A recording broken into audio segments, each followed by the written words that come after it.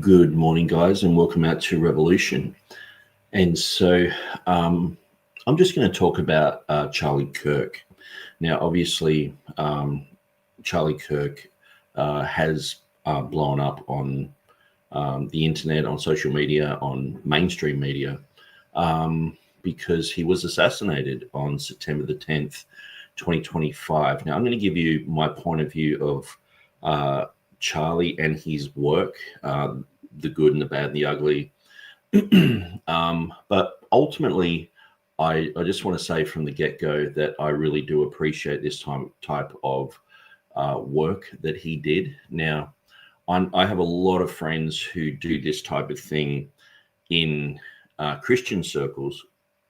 Now, oftentimes what has to happen within Christian circles is you have to detach from politics. You sort of almost have to be neutral in a sense if you're going out sharing your faith in certain places. Because what can happen with politics, a good leader can get in for 2 or 3 years and then someone else gets in and they're bad, but they've got the same T-shirt on, the same political party. And so what can happen is there can be a mixture. Now, Charlie Kirk was very involved with the political movement. He was very involved with debate, and he was very involved with Christianity. So these things have to be compartmentalized. They have to be put in their correct categories, because some people are saying that he died because he's a martyr for a Christian cause. Other people are saying, he died. He was a political commentator, and so he was saying controversial things. So that's why he was attacked like he was. But from the get-go, I just want to talk about who he was, because he was a very interesting guy. He was. I used to get a lot of his material coming through my Facebook feed.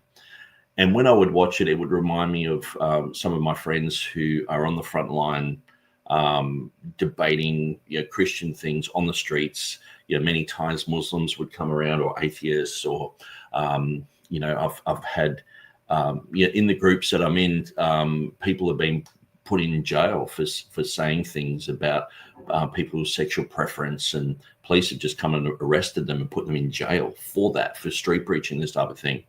And so I do take my hat off to someone who can go around and face people and say controversial things. And I really appreciate that. And usually when I'm street preaching, one thing that I would say, look, you mightn't agree with what I'm saying, but at least here in Australia, we have the ability to preach and to say what we want to say without the threat of being, thrown in jail. Just like I said, I've had friends put in jail for saying things, but they were let out and they won the court case. So Australia has stood up for free speech. It's just usually local police don't know the rules properly, and we see this all over the internet. There are auditors who go around just filming everything in public, and people are pretty gnarly with these guys. It's so strange because most cars have cameras on them today. Most police officers have cameras on them. There are cameras everywhere. Someone walking around with a camera out in the open seems to be a threat. But anyway, so Charlie Kirk, he was an American conservative political commentator, author, and media personality. So this is Wikipedia. He founded Turning Point USA. So Turning Point USA are very instrumental in promoting Trump. And so some have even suggested that without the influence of Turning Point, Trump probably wouldn't have gotten as much attention as he did, or not attention, but as much support as he did. And so he was the executive director of Turning Point USA. He was the chief executive officer of Turning Point Action and a member of the Council of National Policy. In his latter years, he was one of the most prominent voices of the populist MAGA movement, and exemplified the growth of Christian nationalism in the Republican Party. And so one thing that Charlie Kirk constantly did was he would go to university campuses, talk to people. So I might get a bit of a clip up here. So here, a lot of the shorts that you see of him are sitting in a situation like this, and someone on a university campus somewhere has said, "Hey, I think that it's okay to say that I'm a man," or and now one thing that has been of interest to me in probably the last like 8 years is the dialogue went from quite an intelligent dialogue to just saying someone is a man or a woman. And I think this was done purposely as a distraction. Now, I understand that there are people out there who have this type of concept. I think, there's a certain person trapped inside a body or whatever. And I understand that this is actually huge in some places, university campuses, on work sites. This people believe this stuff. But what's actually been a bit of a little bit of a shame with, like, say, people like Jordan Peterson and others, I understand their need to actually stand up to this stuff. And it's probably not so much that they've stood up to this stuff that's made them popular for that. It's usually people who are offended by what they've said. But it's actually degraded the conversation down to almost like a gutter level, where it's like, someone's just saying, 1 + 1 doesn't equal 2, it equals 3. And you're on this argument that even a toddler can figure out. And it can get quite frustrating. And I guess in a way, this is like throwing dust in the air, because you want to get involved with understanding what's happening in the world. You want to get involved with politics, and you tune into someone and they're talking about whether someone's male or female. And it's like, can we elevate the conversation? And so I think that's the type of thing that Charlie Kirk has had to deal with for years and years and years, is this low, really low level argumentation from people on these college campuses who are just, they can't even figure those things out, or things have got so technical that they can't see the forest through the trees. They can't evaluate just what's in front of them. I mean, you ask a 5-year-old, is this a boy or is this a girl? And they could tell you, And so he's known for promoting the MAGA movement. Now, one of the things is with someone like Donald Trump. Now, obviously, with what's happened with politics in the United States, and this is coming from an Australian perspective, to me, I've probably for the last 10 years, I haven't really bothered to get much into politics, because it's been such a charade, in a sense where, when you're looking at Joe Biden walking around with his ice cream, dribbling down his arm, and Kamala Harris just laughing all the time, and we get quite a lot of critical news of the United States here in Australia. There are a lot of left-leaning people in the media here. I mean, Rupert Murdoch is an Australian guy.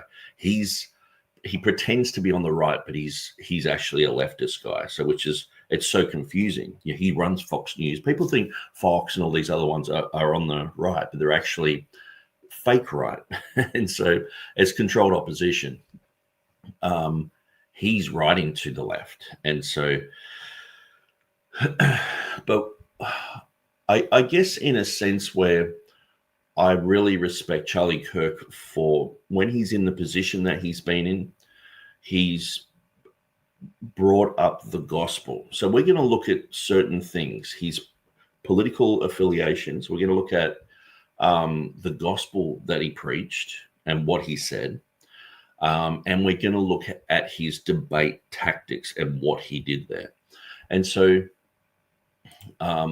obviously the first one is his political influence, because that was absolutely huge. I mean, we're looking at the United Nations. The United Nations refused to like have an hour of silence for Charlie Kirk. I don't know who suggested that, but they were all banging the tables, saying we don't want to have. Did I say an hour? A minute, not an hour of silence. A minute of silence. They're all banging the table, saying we don't want to do that. It's been suggested in many different places. Here in Australia, we've had a lot of pro-Palestinian rallies happening, and it's been going on for about a year. And some people are becoming very tired of these rallies happening. And there has been attacks on Jewish synagogues in Melbourne, and even to the point where some people have been chanting like death to Jews and death to the IDF, and this type of thing. So that's been happening here in Australia. So that's caused a lot of tension. Some people burned an Australian flag at one of these rallies, and so what happened was someone said, "Hey, let's all get together and put Australian flags out everywhere. Let's be patriotic and let's do one of these rallies." And so it was quite successful. But what happened was that there are a small group of like neo-Nazi types here in Australia. Like I could probably count 200 of these people. They just, when they go to the rallies, there's probably like 50 of these guys who are like brown shirt guys. When I say brown shirt, like, Hitler's, little league, but they're all dressed in black and they just go around just sort of bashing people and causing problems, And so these guys are just a bit of a joke, they're the neo-Nazi. I mean, how serious can you take neo-Nazis? Most of them are all really young. And from what I've seen of these guys, I mean, wind back the clock to when I was living in Melbourne, these guys would just be Nazi skinheads, and that's it. But unfortunately, what happened was these Nazi skinheads were running the rallies. People didn't realize what happened was it was actually a natural response to, hey, they're burning our flag. We want to be patriotic. We want to say, hey, mass immigration in Australia is getting beyond a joke. There's too many people coming in from, this country, that country. And they're not assimilating. They're just staying in their own little places, and they're turning places into, you go down to some places in Melbourne, you go to Laylaw and all the signs are in Arabic, and you go to Lakemba and it's very similar. And, I lived in Pakistan for a year. I actually love interacting with multicultural cultures. And so there is a certain side of it where as a Christian, I'm just like, okay, this is just what's happening in society. My little voice and my little thing won't change what's happening in front of me. I've just got to deal with that, But there are people out there who are really concerned and like, we're turning into a Muslim country. There's too many immigrants coming in, and they're actually flooding Australia with immigrants at the moment. And this is because our dollar is failing. We have a really bad dollar at the moment. And what happens is if you flood Australia with immigrants, this actually keeps the facade going for a while. But I don't want to get too involved in that because I want to talk about Charlie Kirk. But this is just what's happening in Australia. So they had these massive rallies, but most of the speakers were actually these neo-Nazi guys. And Australians are not the sharpest tool in the shed when it comes to this type of thing. And so they're out there going, yeah, we love Australia. We don't want mass immigration. Hey, we're not racist, but we don't want all these people coming in and flooding the country. We want Australia to remain Australia. But then the neo-Nazis are getting up and talking and saying, we want a white country. And so what it looked like and what the international media have done, they've turned these whole rallies into Nazi rallies.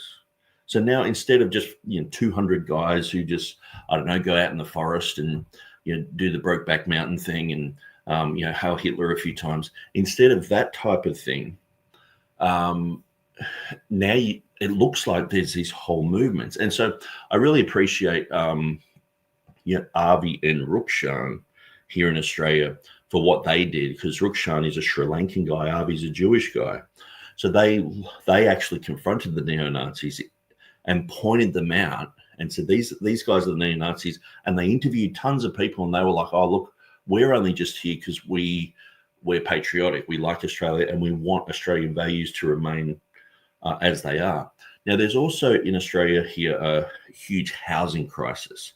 We've run out of homes. If you go to rent a house, there can be 30, 40 other people who want to rent it. And you turn up to the opening and there's all these other people. And in a massive place like Australia, the government regulation has become so huge that it's pushing the prices of houses up, it's pushing rentals up, and lots of people are becoming homeless because of this. So we see these type of problems happening here in Australia. Now, what they've done, a lot of people realized, hey, a few weeks ago, we did all these rallies. The neo-Nazis sort of compromised it, and, people weren't sure whether they should attend because of these Nazis. Some people turned up and they've been labeled neo-Nazis. And so these people said, okay, let's just do a whole bunch of protests. But they've called it the Charlie Kirk protests. Like, how's that? Here in Australia. So this is how much influence that Charlie Kirk's had, even on Australians. And so I think sometimes we don't realize how much influence someone has actually had until something like this happens. And so, oftentimes, we're watching mainstream media and we're thinking things are going in a certain way. I think that a lot of Australians are actually becoming way more, the political language, right-leaning. Tons of Aussies are watching the Joe Rogan Experience. Tons of people are tuning into Charlie Kirk's material. And a lot of people are saying, hey, we want the type of government that Trump has. We don't want this left-leaning, pro Greens, over the top woke government. And so a lot of young people are waking up to this, and it's sort of getting to the point where there's a huge reaction against net zero and a whole bunch of other things. And so for me, who I really haven't been involved in politics for years, I was very interested in politics probably around 2008 till about 2015, and then I just dropped it for 10 years. and I guess living in Pakistan, and also I've visited Papua New Guinea 13 times, and Bougainville is about to become the newest nation on earth. And I was mixing with a lot of the guys in Bougainville who were writing their own constitution. They're talking about having their own banking system. And I'm like, yeah, but you can't do it this way. You've got to have this type of banking system. And the thing is, they had a civil war there that Australia helped fund. And basically we killed 20,000 of these people. And so this is one of the things when people in the United States, they're watching Charlie Kirk. Here in Australia, our closest neighbor, West Papua, 500,000 people have died at the hands of the Indonesians. And so if you just type in West Papua and go through a few articles or a few videos, you'll soon come up to speed with what's happened. Because Papua New Guinea and West Papua, that's owned by Indonesia, the biggest Muslim country in the world, they have a huge amount of resource, and the biggest gold mine in the world is around that region. And so having the black population exterminated and eradicated and pushed out of that area is very important for the Indonesians. And we can clearly see that. So 500,000 people have been killed in that conflict. And we actually, here in Australia, we actually train the 88 group that are basically committing these acts of violence against the terrorists, who are basically just the local people who've been living there for a long time. And what we see also in Bougainville, they've got a huge mine there, the Panguna mine. And what happened, they weren't getting the benefits of that mine. And so they actually blew that mine up and kicked all the foreigners out. So this caused a 10-year war. Australia was involved with that, and we killed 20,000 of those people. Now, when people talk about Black Lives Matter and all this sort of stuff, I understand. I understand. I've listened to all the sides, and I understand, people talking about this. But at the end of the day, if the people in West Papua were white, you would have heard about it. If the people in Papua New Guinea were white, you would have heard about it. And I think this is actually a missing element in the whole critique of Black Lives Matter or support of Black Lives Matter or whatever. But it is actually the issue of evolution, because when people believe in evolution, they believe that people who are of darker skin are closer to apes, and people who are of whiter skin are more evolved. That's just the way that evolution actually came about. And when you read from Darwin, the evolution of the species, and he talks about of the superior races and things like that. They like, I know people.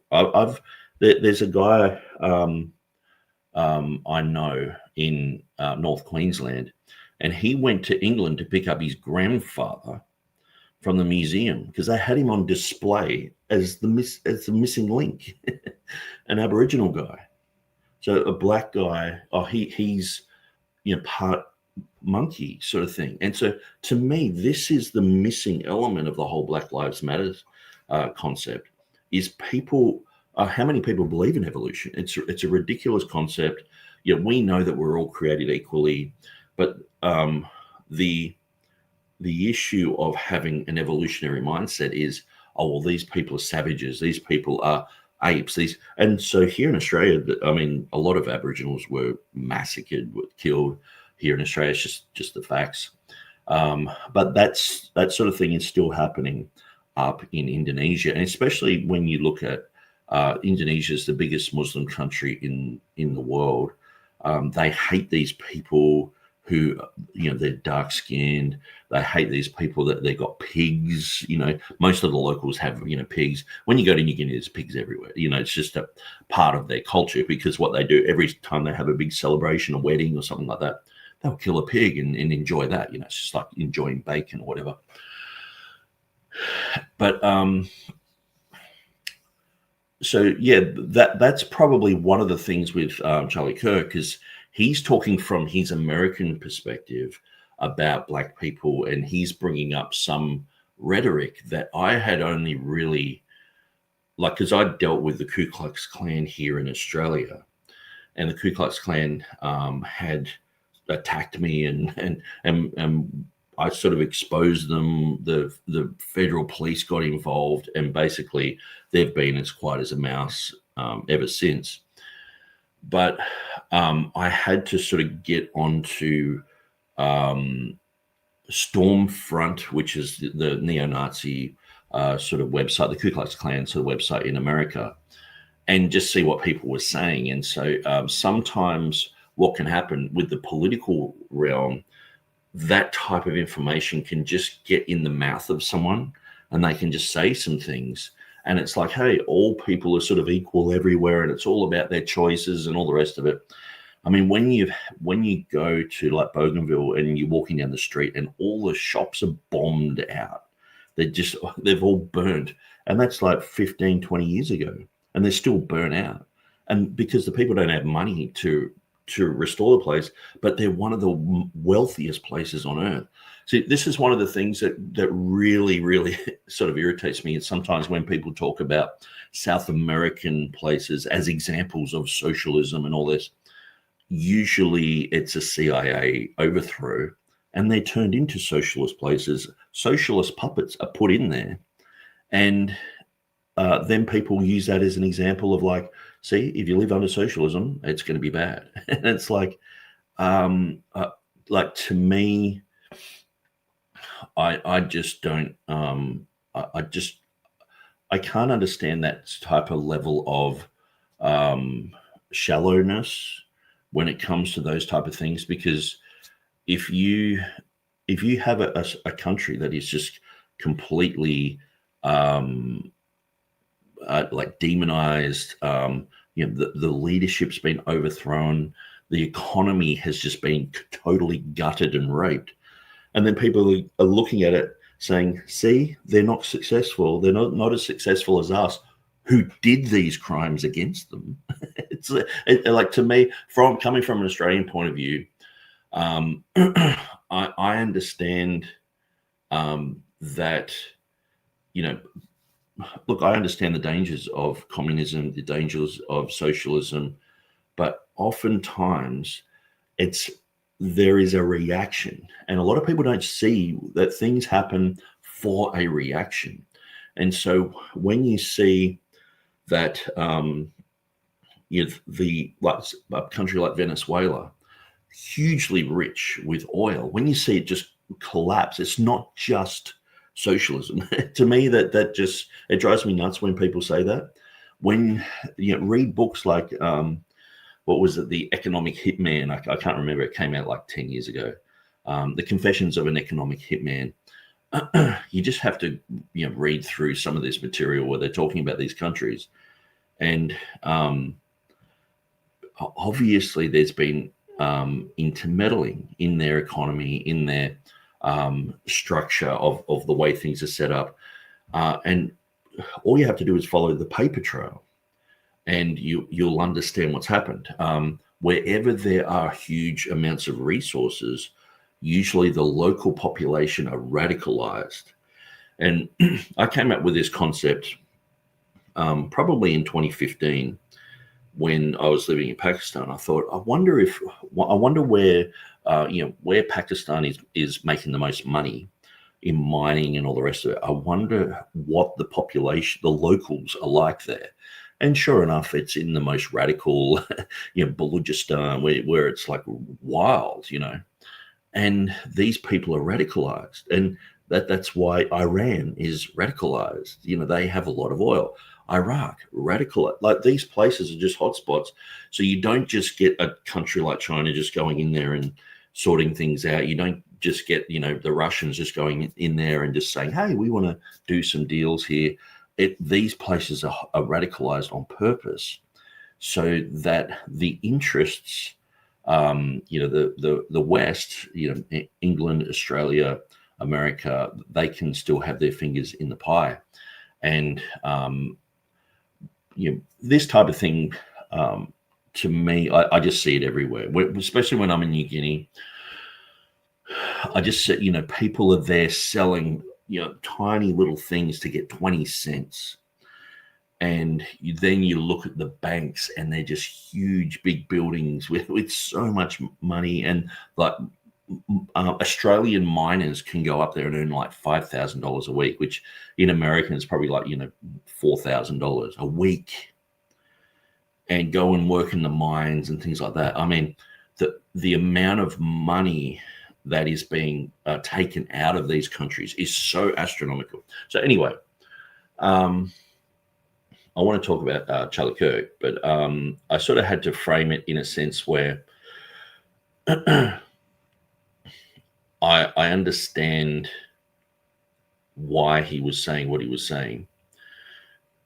But I think sometimes people who are on the right are not listening to that type of narrative, where sometimes people can be so patriotic that they are not listening to the other voices coming in. And so, but anyway, I want to move on from there, because I've sort of talked about Australia and a whole bunch of other things. But his influence is so big that these rallies that are happening today here in Australia are called the Charlie Kirk rallies. So that's how big this guy is. Here in Australia, we've got our own problems. We've got a whole bunch of issues happening, but people see the wokeism as like a disease. It's like a cancer that's eating away at governments. It's eating away at job sites. People, they can't say things anymore. You can't just, like, how's this for an example? A friend of mine he had a job. I won't say where or whatever, because he might still get in trouble for even me saying this. But he was working with someone and they were doing their job, getting along famously, like really, really well. Now, he was a black guy. My friend's a white guy. Now, my friend who's a white guy, he grew up around people of color to the point where, you know, they're best friends with people of color, you know. So he's not racist at all. You know, I've known him for years and years and years, never detected any type of racism. He never said anything like that. And he's working with a guy of color, and the guy wanted to listen to 50 Cent all day. And so they have this song where they're saying the N word over and over and over. And so the next day when they jumped into the vehicle that they were using, my friend just said, oh, can we not play the N music today? Can we put on something else? And this guy said, sorry, what did you say to me? And he went, oh, can we not play the N music today? And he goes, how dare you say that? And he said, but that's the lyrics. And he actually, like, he realized this guy was fully offended, and he played it. And he counted like 50 times in this one song that says it.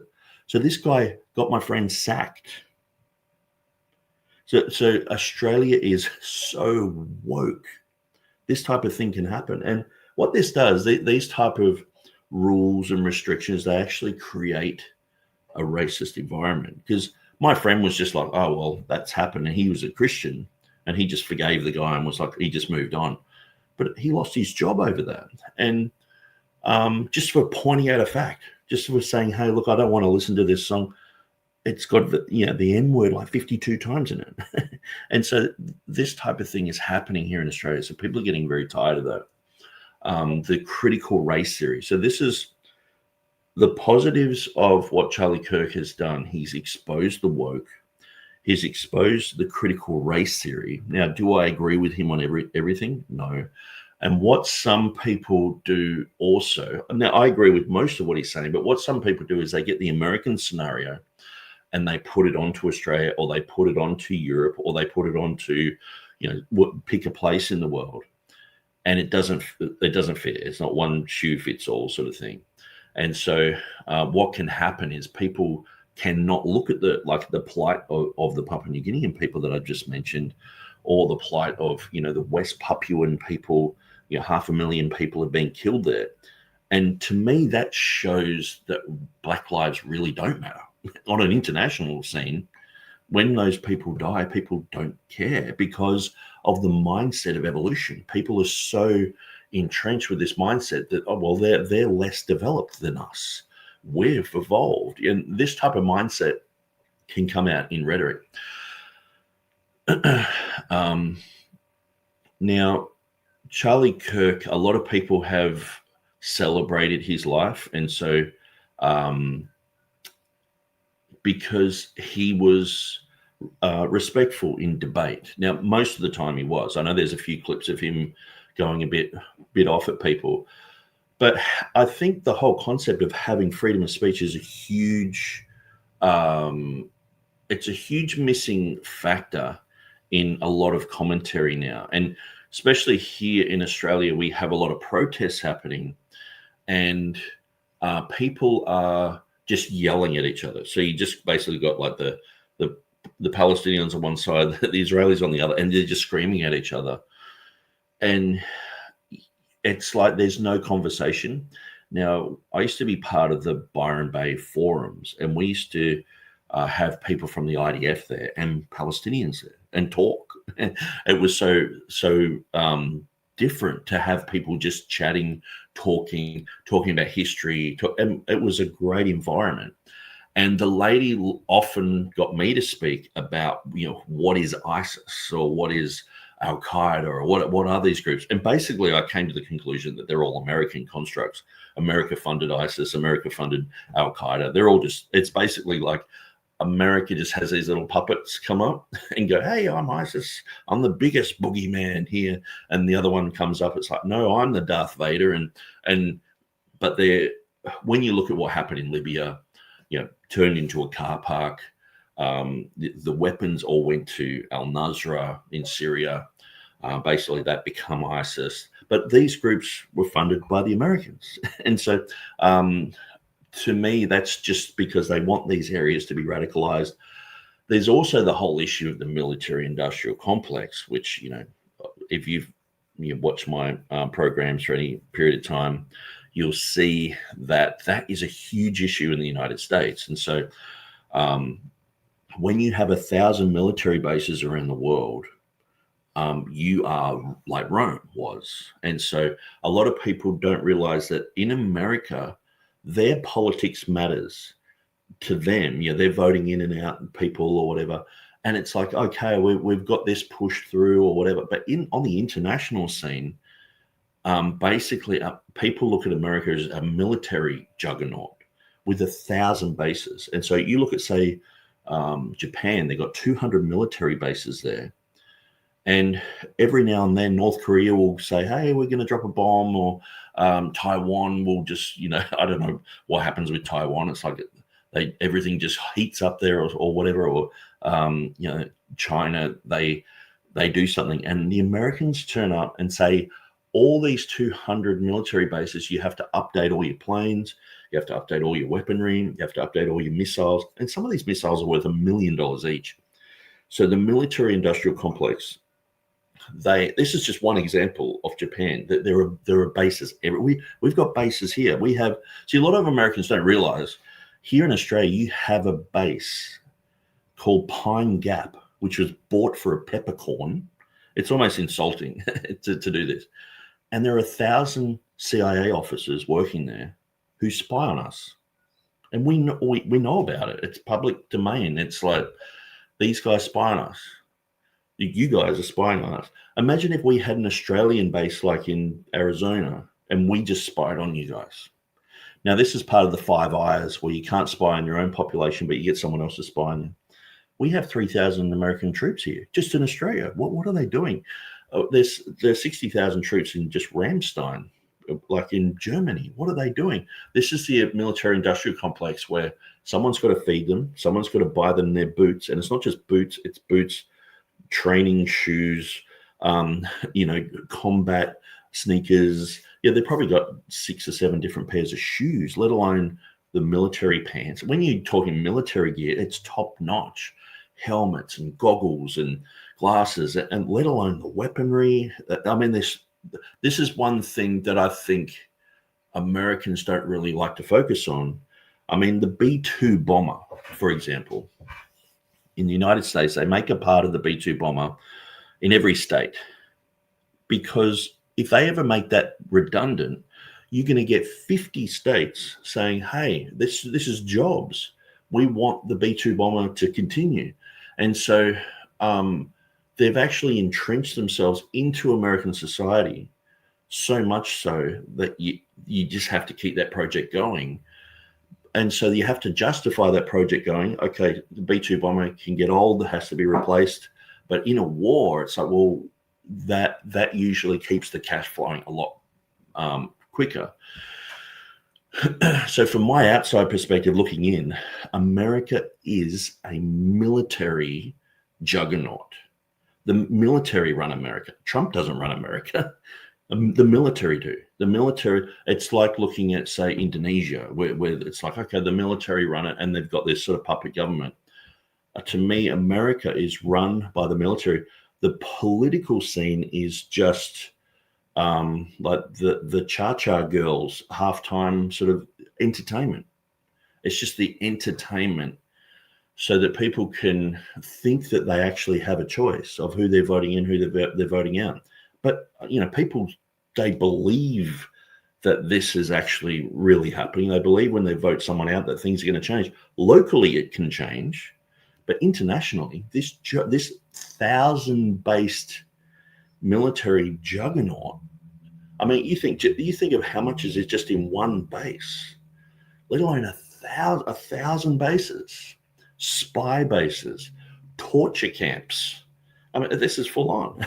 And I think a lot of people don't realize that this is actually happening.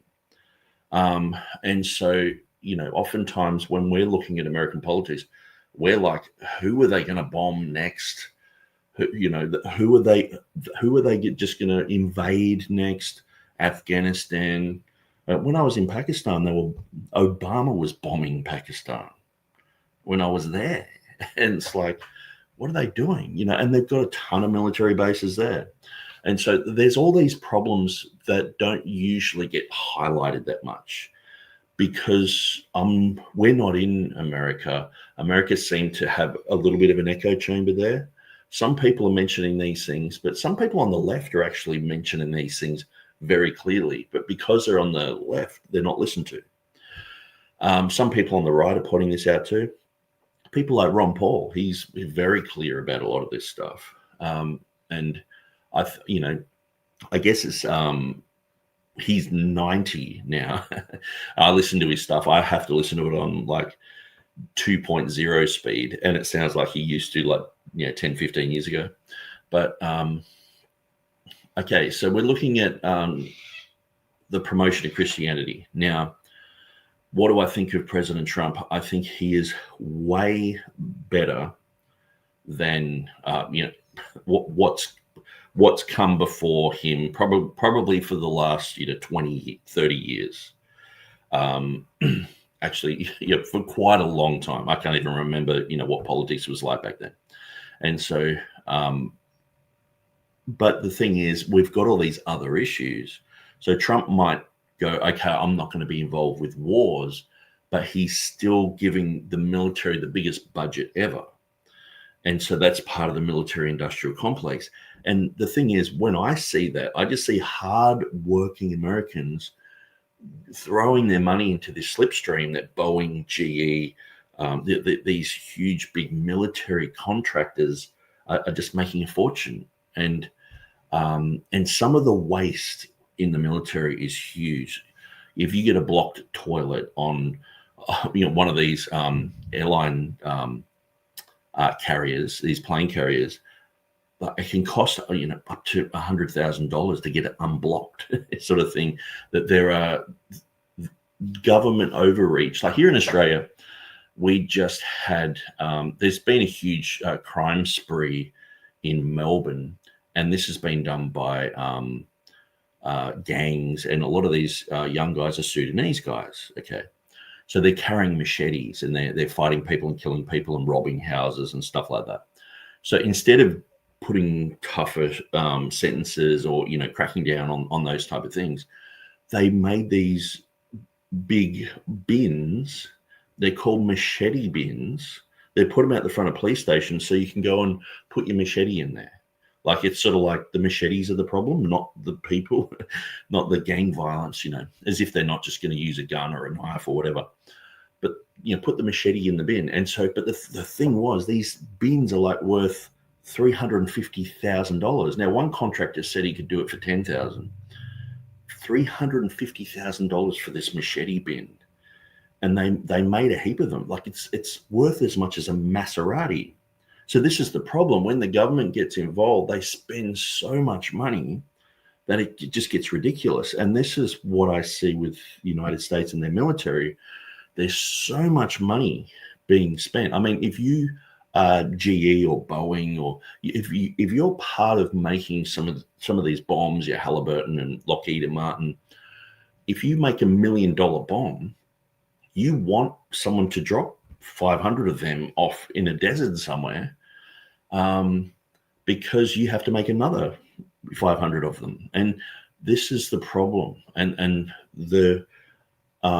the Sorrows of Empire. It's a very interesting book written by Chalmers Johnson.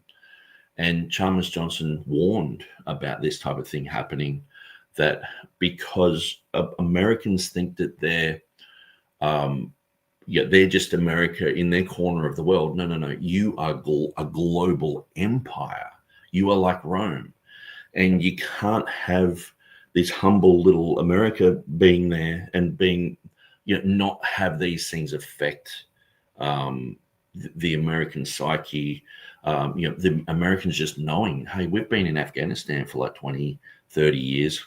They actually baited the Russians to go in there in 1978 to create their own type of Vietnam War. I mean, being in Vietnam, all these places, and it actually, that's all happening and festering on in the background, Iraq and Libya and all these other things. And that has a huge impact on the psyche of Americans, because deep down they know that, what are we doing? We're just going around just robbing the world. And so I know Americans don't like to hear that, but coming from an Australian perspective, that's what I see. And we do it too. We're robbing our area, Papua New Guinea and West Papua, and we've got our fingers in all these other pies. But America has all these other things happening, and it's quite an immoral thing. And oftentimes these things are not spoken of. So anyway, I'm sort of talking more about myself and my beliefs than Charlie Kirk. So I'm coming at this not really as a politician, even though I do have strong political views, but I want to look at this also from a Christian perspective, but I want to value accuracy and truth, because I think that that's what Charlie Kirk would want. So let's look at some of the strengths of Charlie Kirk. Okay, so he brought a public platform for Christianity. Oftentimes you'll get people debating politics, and they will have a public platform, but they're very ashamed to talk about faith or to talk about their private life. He wasn't. He was very open about these things. Okay. So there are only a few people in this generation who are bold to speak about faith on these mainstream platforms. And what I've seen since he has been assassinated, since he's been shot, so many people are coming out saying, "Hey, I appreciate this guy. He inspired me to stand up for my faith. He inspired me to do this and to do that." And I'm shocked at the influence that he had. Because to me, he was just another voice in the background. I guess it's like a Ray Comfort sort of guy. He's always got videos going up every day, and it's like, okay, I understand what he's thinking. He's doing his thing and I'm doing my thing. But I didn't realize so many people were into him. So Bold as Lion asks, Sorrows of Empires by who Johnson? So it's a guy called Chalmers Johnson. So this is a book called Nemesis, The Last Days of the American Republic. And he's got some very interesting things to say. He's a former CIA analysis guy, expert in Japan and China. He's reading, it's very thorough. He did a trilogy, the Blowback trilogy. Blowback, Sorrows of Empire came out in 2004, I think. And that one was 2007. So I read them through. In 2007, I got that one. And so very interesting. So, yeah, Charlie Kirk was unashamed of the gospel. Now, was the gospel that he preached the gospel? It does seem that he was saying we're not saved by works. We're not saved by,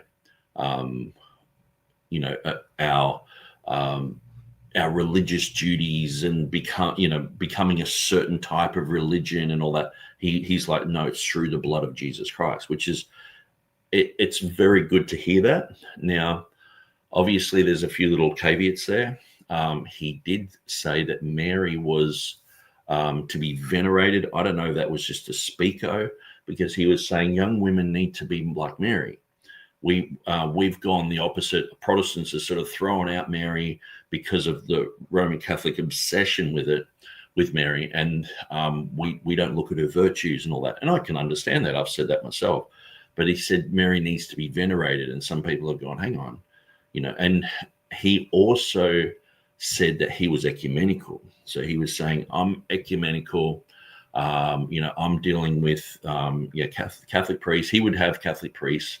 Openly talk with them and say, you're inspiring to me and all this sort of stuff. And I guess this is the problem when you mix politics and Christianity, because when you're a politician, you sort of have to be friendly with everyone.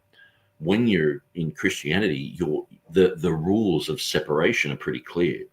don't fellowship with people who are heretical, don't fellowship with false prophets. And, and obviously I think Roman Catholicism's off the wall, but it doesn't mean we can't be friendly and we can't chat. I mean, I've had people even on the show, like, Nehemiah Gordon's not even a Christian, but we can chat about Hebrew and stuff like that.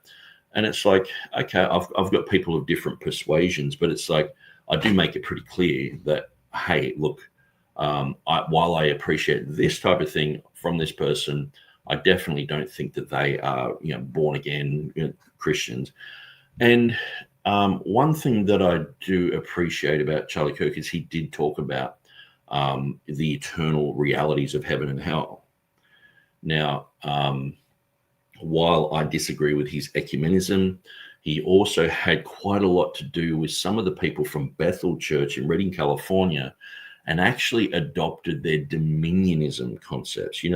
The last days thing where it's like, we're going to take over government, we're going to take over the schools, we're going to take over the colleges, and we're going to take over businesses, and CEOs are going to be Christians, and we're going to have dominion over the earth. So this is the dominion theology that comes out of the charismatic movement. Quite a huge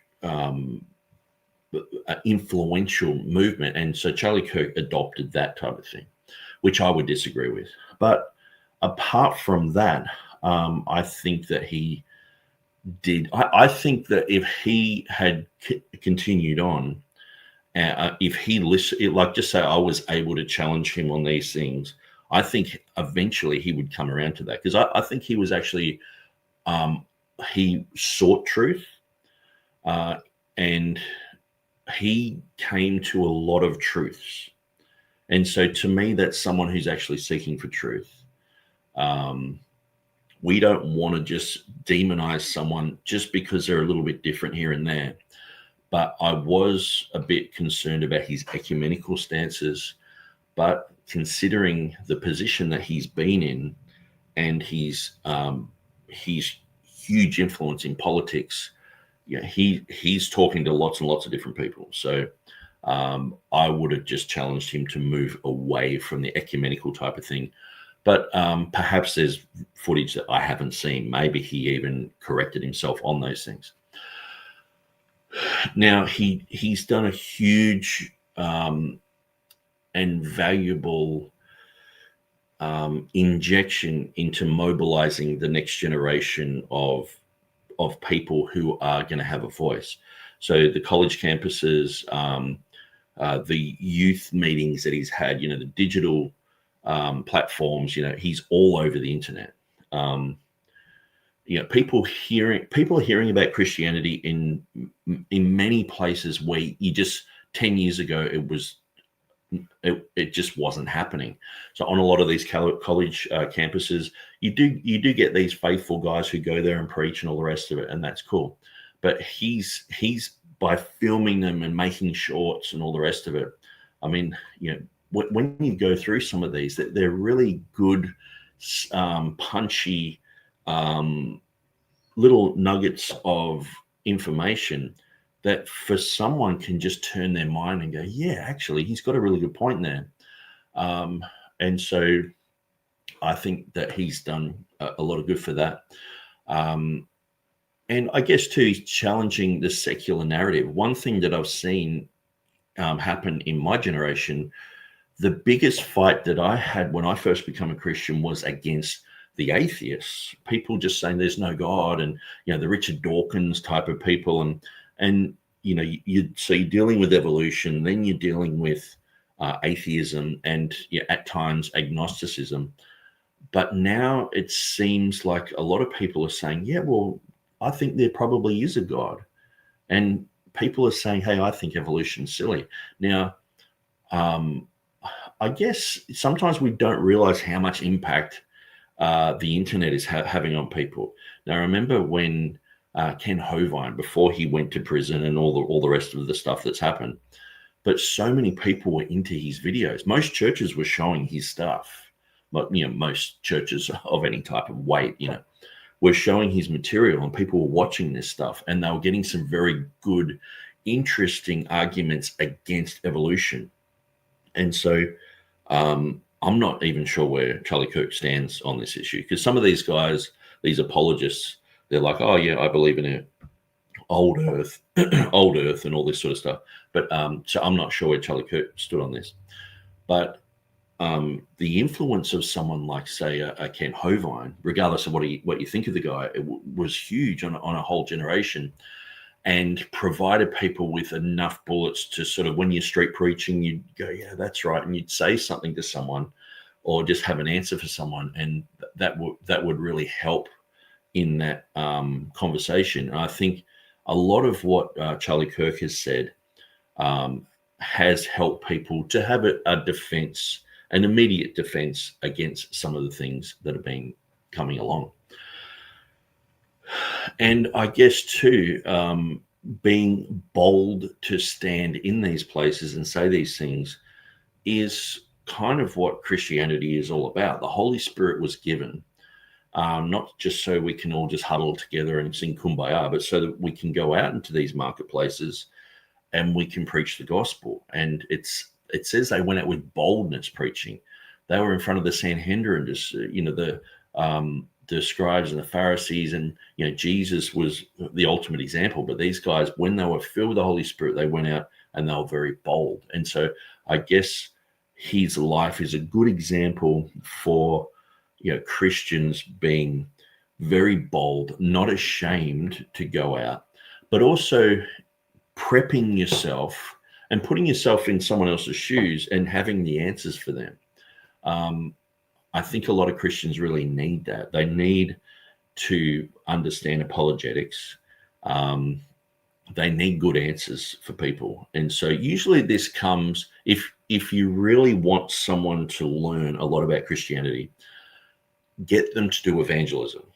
If they're standing on a street corner and they're handing out tracts or something like that, someone will come up and say, what do you think about Baha'i? And you're like, I don't know anything about Baha'i. And so you go home and you learn about Baha'i.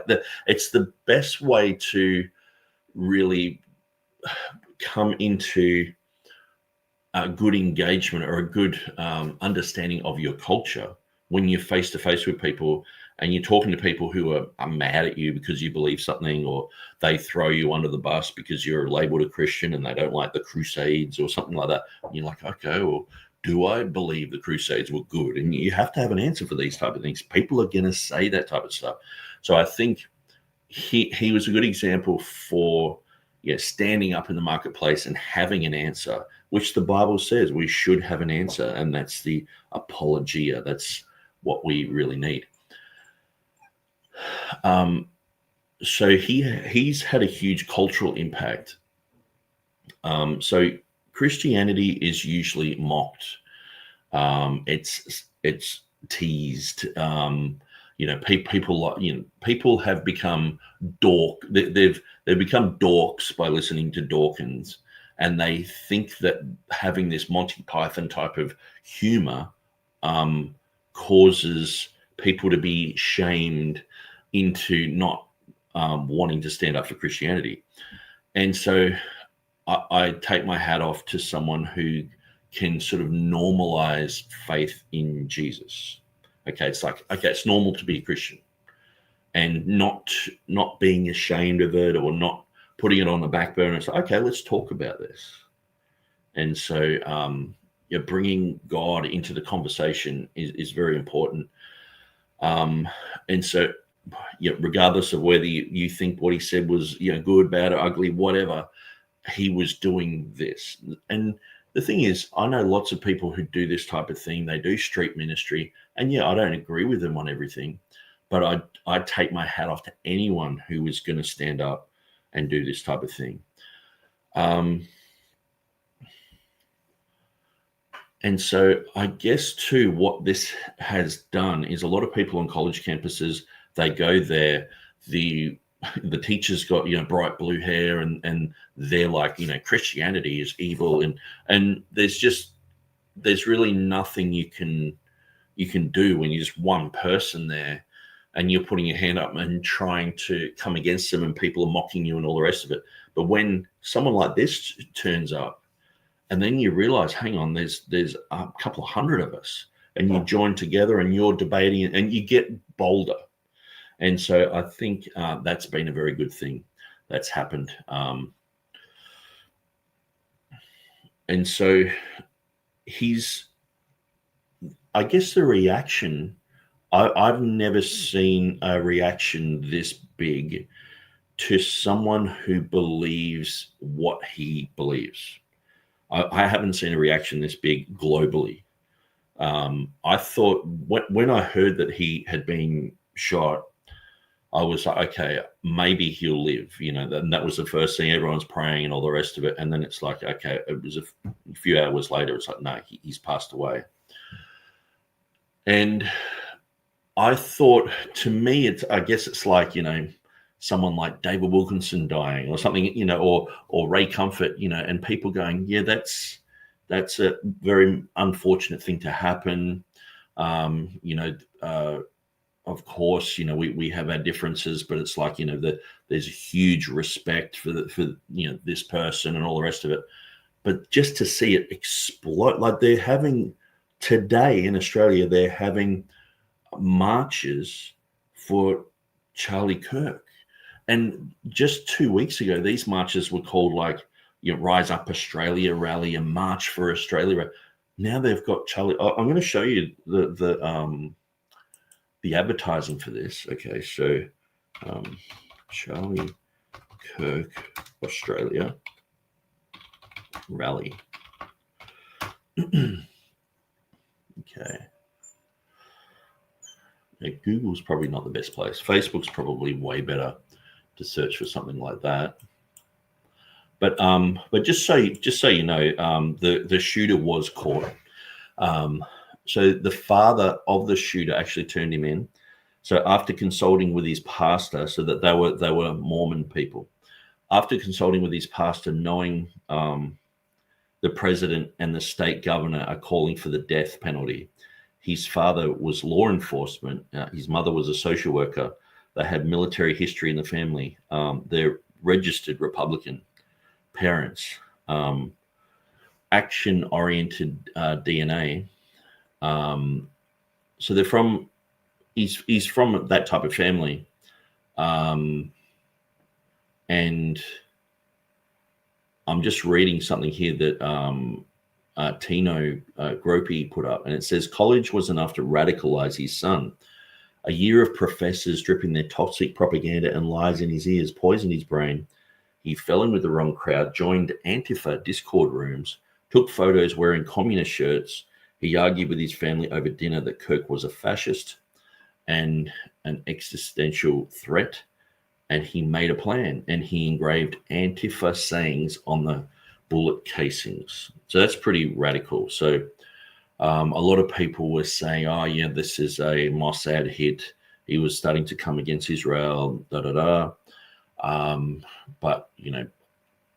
from the looks of this is just someone who has been involved with, I think he was transitioning and had issues with that. And so I guess when someone's coming out constantly and saying that's the wrong way to go in life, and that's the way you're going in life, you can get a bee in your bonnet about that. And so he's taken that into action and shot him, so, which is pretty wild. But he's been apprehended. He's arrested now. And so people are calling for the death penalty. But I mean, yeah, so that's what's happening. So I'm just going to look up this rally that's happening here in Australia today. Okay, Australia Freedom Rally. Let's just have a quick look at this. I'll just turn that off. So Australia Freedom Rally. Now I've got to search for something else. What was it?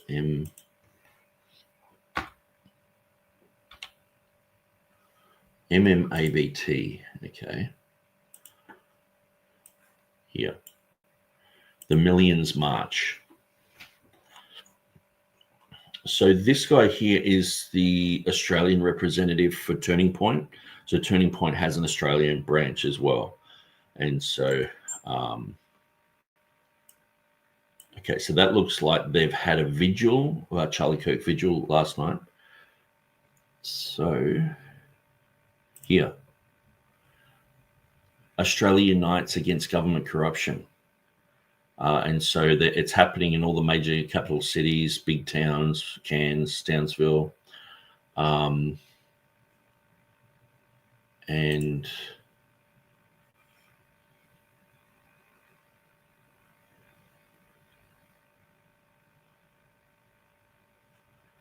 yeah, I'll just go down here.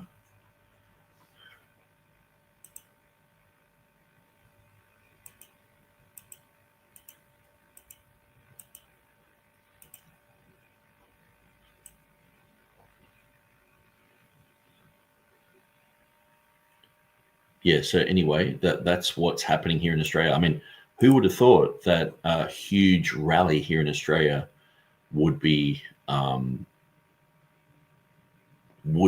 uniting under Charlie Kirk and what's happened with him. And so that's not the one that I was looking at. There was another one basically calling this the like Remember Charlie sort of rally sort of thing. I'm just trying to find it there, but obviously I don't want to waste you guys' time with me just clicking around. Okay, so what's a bit of a conclusion to this? Charlie Kirk was a politician. Now, I would agree with the vast majority of his politics. Did he have some blind sides? I think he did. But it's quite interesting. People around him, I listen sometimes to Candace Owens. I think she is, I understand critiquing the secular government of Israel. That's fine. Jesus did that. John the Baptist did that, no problem. But sometimes when I listen to her, she'd talk about something and then go, and by the way, his lawyer was Jewish. And it's like, what? So everything, if it just goes to a Jewish person, is just automatically evil. And it's like she's sort of swung that pendulum right over, and it's like you're getting sort of ridiculous. And so I understand knowing about all this sort of stuff and thinking about it, because it's like a lot of people don't even think about it. But you've got to weigh up things, and you've got to jump into a place where people can critique what you're saying without you just going, no, you guys are just Zionists, you guys are just hyper pro-Israel and all the rest of it. You got to listen to both sides. And I guess the thing is too, someone like Charlie Kirk, he was actually coming around on some of those issues where there can be the whole hyper pro-Israel thing, that it's sort of like anything Israel does is cool by us, sort of thing. But then there's the whole thing of like, actually, if they're killing these people here, just like, if I'm part of supporting, Australians go into Iraq, the Gulf War, and they're going there and they're killing a million civilians, should I just be like, yay, that's great. Australia can do whatever they want. Well, it's like, no. And 1 million people went to the streets and protested that, which is quite a lot for a small country like Australia, a small population country. But John Howard at the time said, we're not going to listen to mob rule, but he actually regrets going into there now. But the thing is, there are countries out there who are just doing things that, people used to support the British Empire like this. It was just sort of like, they're the good guys. Everyone else is bad, but when they kill like 10 million Indians, there's been no famines in India since the British left, because they were organized famines, and what we're seeing is a lot of people are actually coming up to speed with like, yeah, I know all the politics when it comes to Israel. A lot of people are coming up to speed now and going, well, they've come to an area and they just have to push these people out to exist, which is what happened in Australia. It's what happened in America, pushed the Indians out. It's just that. It's quite simple, and they're trying to justify it and all the rest of it. And it's like, to a people who have are enjoying the benefits of having already done that. You know, we've already gone and conquered and killed, and we've moved on with everything. And they've started late. If they did it, 50 years earlier, it would have been fine. No one would even talk about it. Like Palestinians who, you know what I mean? And the French tried to do this in the 1960s in Algiers. And it's like, it just backfired. And it's like, you can't do that in the modern world, guys, sort of thing. But when I just see it like that. But at the end of the day, God still has a plan for Egypt, for Israel, for Italy, for many, many places. There's many prophecies about all these places in the Bible. And I believe God has a plan for Jews that obviously thinking that Jerusalem is going to be surrounded by armies. The world is going to come against Israel. Now, whether that's for a good reason or a bad reason, God actually comes to the defense, which is quite an interesting, amazing thing. So perhaps it starts off in a good reason and ends up in a bad reason. But I guess having conversations about this without being called anti-Semitic, without being called Hamas, because when we used to talk about these things in the debate forums that I was involved with, we had people there who were IDF guys, and they were on our side in a sense of, like, let's talk about these things. We can be critical of Netanyahu. We can, people can talk favorably about him or talk critically about him.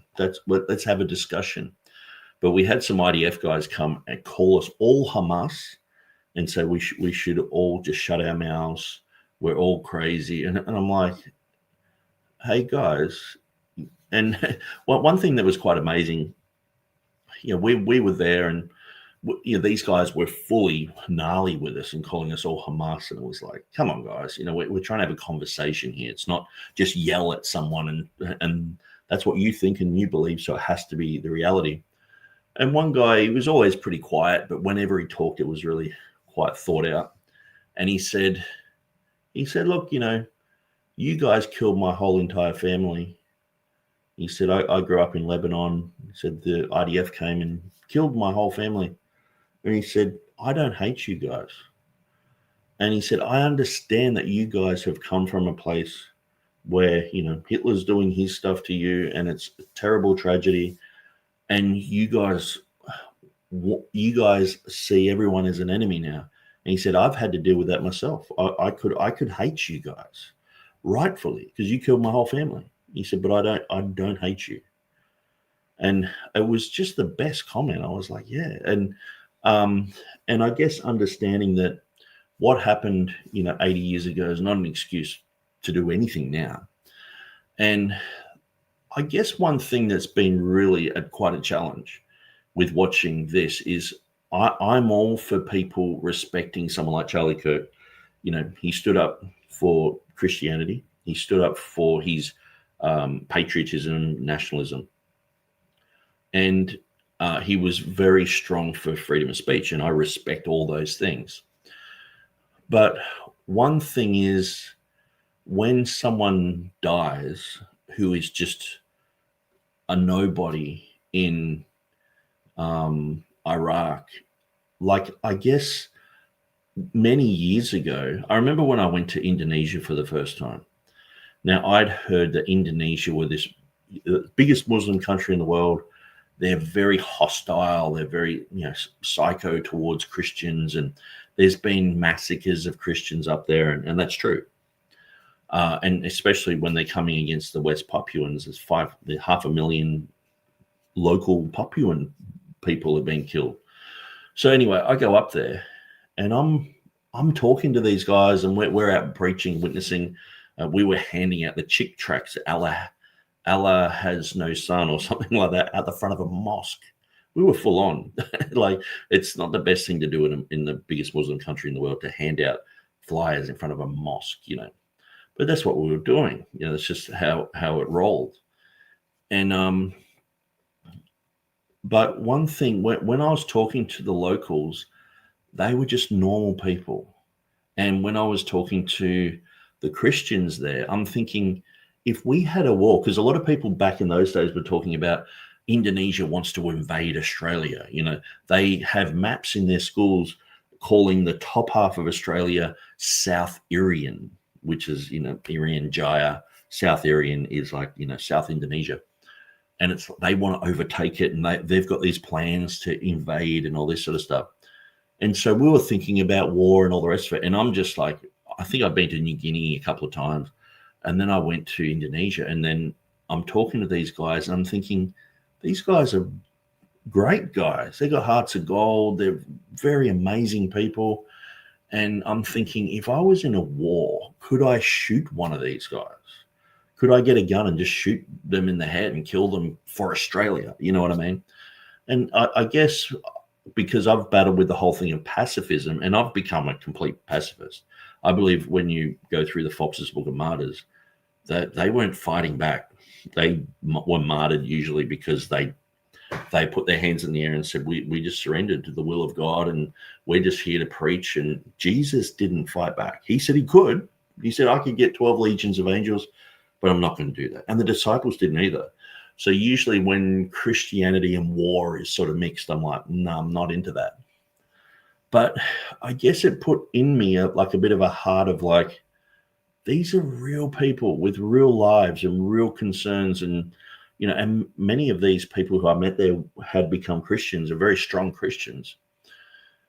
And I guess when someone dies in Iraq, it's like, that's just as much of a tragedy as what happened the other day. Now, I understand he's a celebrity. Of course, he's going to get bigger news coverage and all the rest of it. But, and look, I don't want to downplay the whole thing of mourning either, because sometimes I can be inappropriate and talk about, I remember when the Indonesian plane went down and people were saying it was shot down.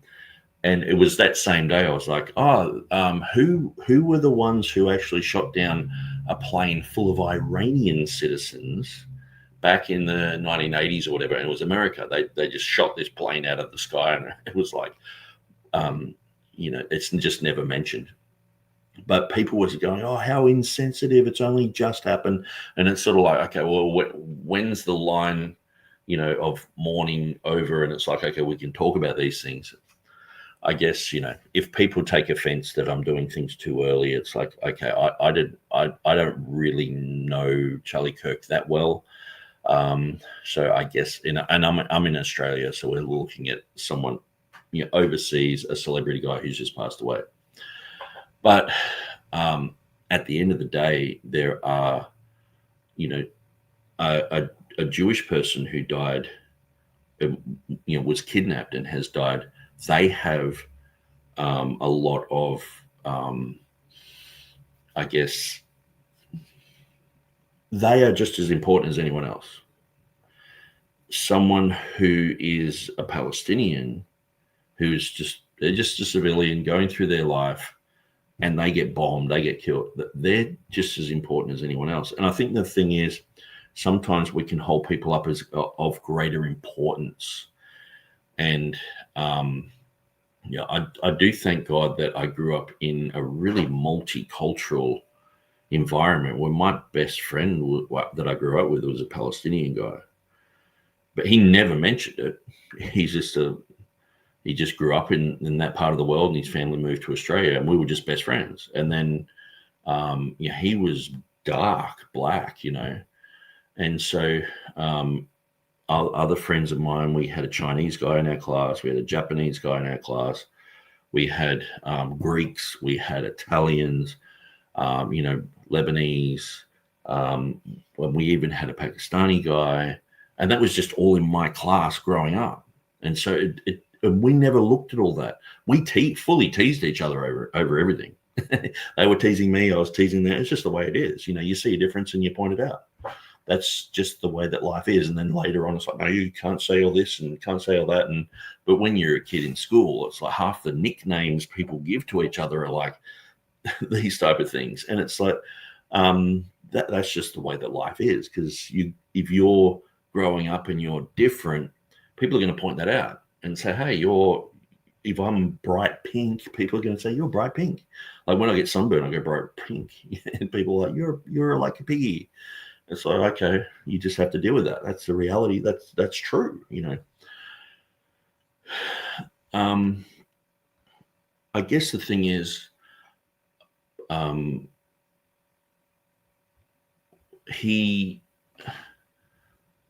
lot of people are talking about Charlie Kirk at the moment. He is a huge influence on a lot of people, way more than I ever expected. His death has been a tragedy. He's saying, or he was saying in public, what a lot of Christians were saying in private. You mightn't agree with everything with his politics, but he definitely had the courage to stand up for what he believed. And sometimes we only see that type of boldness on the left. We see people on the left very bold to say whatever they want to say. But the whole thing, I just try and look through the whole left-right divide. And if someone's going to be educated, you've got to know both sides of the story. I do read books by Chalmers Johnson, even though he's not like a Republican guy. He's passed away now. Or like someone like Noam Chomsky. Read his material. He has some very interesting things to say about South America. If you want to learn about what's happened, like in Haiti, you read his material because you've got to know both sides. And I think that's very important when you're doing debate. And so, obviously, this channel is called Revolution Debates. So I do respect Charlie Kirk for having debate. There can be a type of spirit that's within Christians. I heard someone talking about this the other day, and I thought I'm going to steal that line. And it was, some people are doing exegesis, some people are doing eisegesis, but other Christians are doing narcigesis. And I thought that's so true. Everything's about them. They're narcissistic. Everything evolves around them. And someone who's a little bit different, they're offended by that. They hate the fact that someone else is getting attention. They want all the attention. And so this is the whole thing of narcissism. If you don't know what narcissism is, look it up, and people will come directly to your mind, and you'll be like, yeah. Like I actually don't agree with all the DSM and the categorization of, you've got narcissistic personality disorder and all this. It's just, to me, it's just a trait that some people choose to be like that. Some people choose to be liars. Some people choose to be honest. Some people choose to be narcissistic. But there are people out there who are narcissistic, okay? And everything is about them. And, something like with what's happened with Charlie Kirk, they can be, trying to wave their banner and trying to get all the attention because they want the attention, that they're seeing this guy get the attention. And they're like, oh. And one thing that's interesting, and I've seen this in my own spirit, when someone is actually who you are like, someone who is very close to what you think and believe. And when they get promoted and you're like, in a sense of promoted or known about, or people are thinking about, you can become really, it's actually a jealousy. And so that's a very interesting thing as well. And so,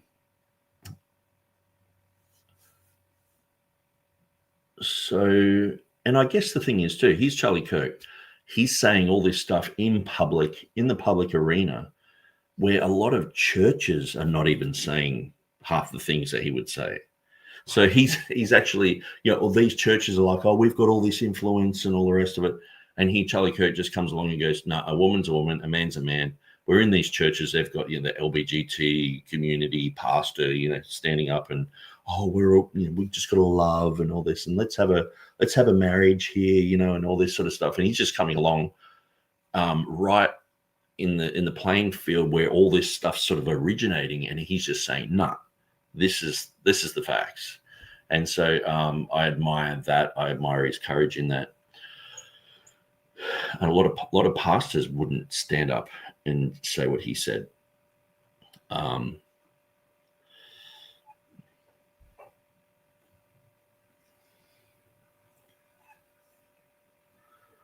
Yeah, and I think the thing is too, understanding that when it comes to Western civilization, as we have known it, I guess, or I mean, to say today that we're Bible-based is, I mean, Jesus said, "Don't steal, don't lie." You know, when we see people in leadership, they're stealing, lying, you know, things are happening. There's like Congress is just a mess, but I understand the concepts that, you know, the Constitution, Bill of Rights, you know, even the Australian Constitution, it goes back to Christian principles. And so Christian principles are, you know, I mean, most of Australia, I mean, I think it was back in 1900, it was like 90% of the population were church-going people, 90%. And so when you've got all the rules made up for those type of people, it seems to work. When you get lots of different people coming in from all different understandings and they're pushing their agendas, oftentimes it doesn't work. And so I think he really pointed out that, you know, the foundations of a lot of these Western countries, if it is Christian based, there is a lot of freedom there. And I guess too, the thing is, if I'm a Christian, someone comes up and says, "Hey, I think Jesus is blah, blah, blah," and he blasphemes, I'm like, okay, well, I forgive you and God loves you and I hope you get saved, you know. But when some of these other religions, if you just say one little thing or wear the wrong clothes or whatever, they're going to kill you. You know what I mean? And so it can be pretty wild. So anyway, I think I've sort of said everything that I want to say about Charlie Kirk. I probably should have talked about him a bit more and what he had done, but there's plenty of other videos going around talking about that. So Boulders Alliance in the house, Docky. You are either XX or XY. That's why there's only two genders. It's just science. Boulders Alliance says Rupert Murdoch owns most of the modern perversions of the Bible, including the Satanic Bible, Disney Bible. Is there a Disney Bible? I didn't know that. Oh, that can't be good for Australians. Yeah, I mean, Australia, our government at the moment is so woke. It's embarrassing. I just cringe every time there's just news. I just don't watch the news anymore. It's just so depressing. The same thing happening here in Florida with the prices of houses becoming too expensive for people to buy a house. Yes, it's and it's the inflation of the dollar. You know, people think all the house prices are going up, so this is fantastic. So they're going to vote for whoever's doing that, but it's actually the devaluation of the dollar. Charles Darwin was one sick individual. His poor children alone. Wow. I guess what you're saying is, you know, he traveled a lot and his children were left alone. So I don't know that much about that particular issue. Josh Allen is in the house. G'day, Josh. Charlie Kirk advocated for the King James Bible when he was at Harvard this year. I don't know if that was his translation of choice. Okay, it's very interesting. And that's what I'm saying. People who are actually interested in debate. Like I said, this is one of the things, like when I critique Mark Ward or when I critique, you know, Wes Half or whatever, and I'm like, let's talk about truth and let's have an open discussion, you know. And most of the Christian debates that are online are just someone who has like a truth and they just want to get it out, and someone else has an error and they just, or sometimes it can be two errors, you know, fighting. But most of the time it's someone who has a truth and they just want to get that out. And so they mightn't follow all the patterns of, proper debating etiquette and all this sort of stuff. They're just like, I didn't know about all the etiquette for debating when I first started. I just got invited to debate. But I realized the power of it because I can challenge them and show people, hey, these guys don't have an answer here. I have an answer. It's rational. It's logical. This other person doesn't. And I guess that's one of the reasons why I really respect what Charlie Kirk did with an open mic. Having a microphone, anyone can walk up, start talking. That's gold. And we used to do this in the Gold Coast. What we had was I would challenge people who were watching. If you have any questions, come up and ask. And so I would hold the mic because a lot of people would grab it and run. And so that's one of the problems. Even when you're there preaching, some people grabbing the mic and trying to run off with it is a pretty big thing. So I'd wrap the cord around my arm or something like that, That's when I had a cord, then it got my cordless.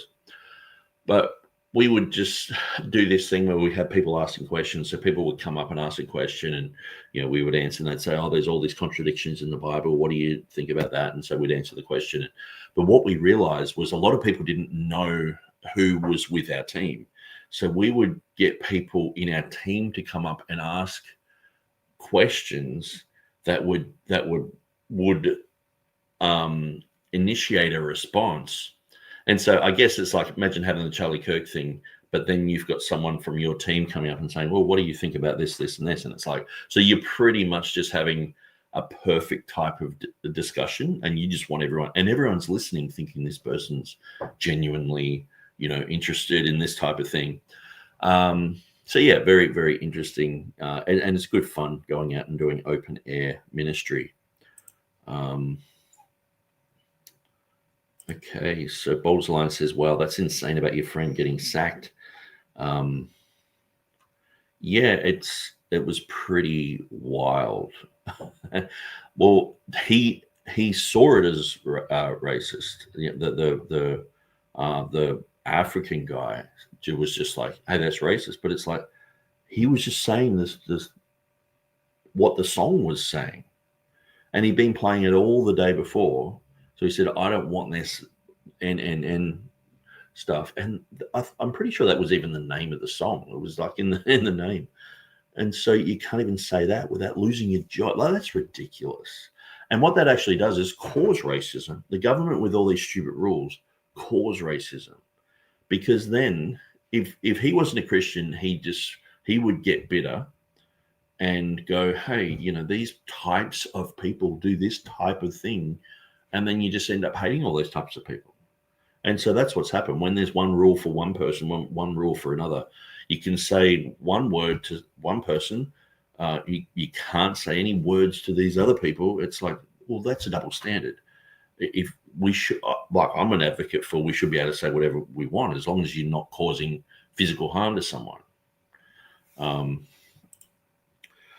So Boulder's Line says, yep, the Hegelian dialect create the problem, gauge the reaction, then roll out the pre-planned solution. Yeah, these machete bins in Melbourne, they cost as much as a Maserati. Like, they're $350,000 for one of these bins. They're just a metal bin with a hole in it that you put your machete in. And one guy who ran a metal fabrication place said he could do a really good bin better than that for $10,000 easily.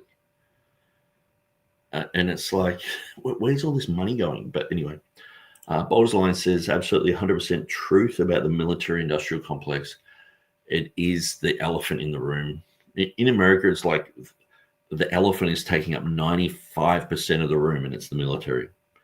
And it's really hard because the problem is you talk about it and people will howl against you. And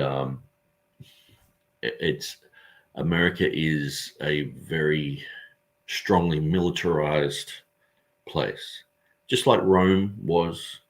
After the fall of the Soviet Union in the 1980s, America, instead of sort of backing down and just sort of becoming a smaller nation, they said, well, we're the lone superpower. And so their budget didn't change. They just kept growing and kept growing. And now they're just the lone superpower with 1,000 military bases, which is, it's all good if you think that the government's always good and, you know, people's motives are always right.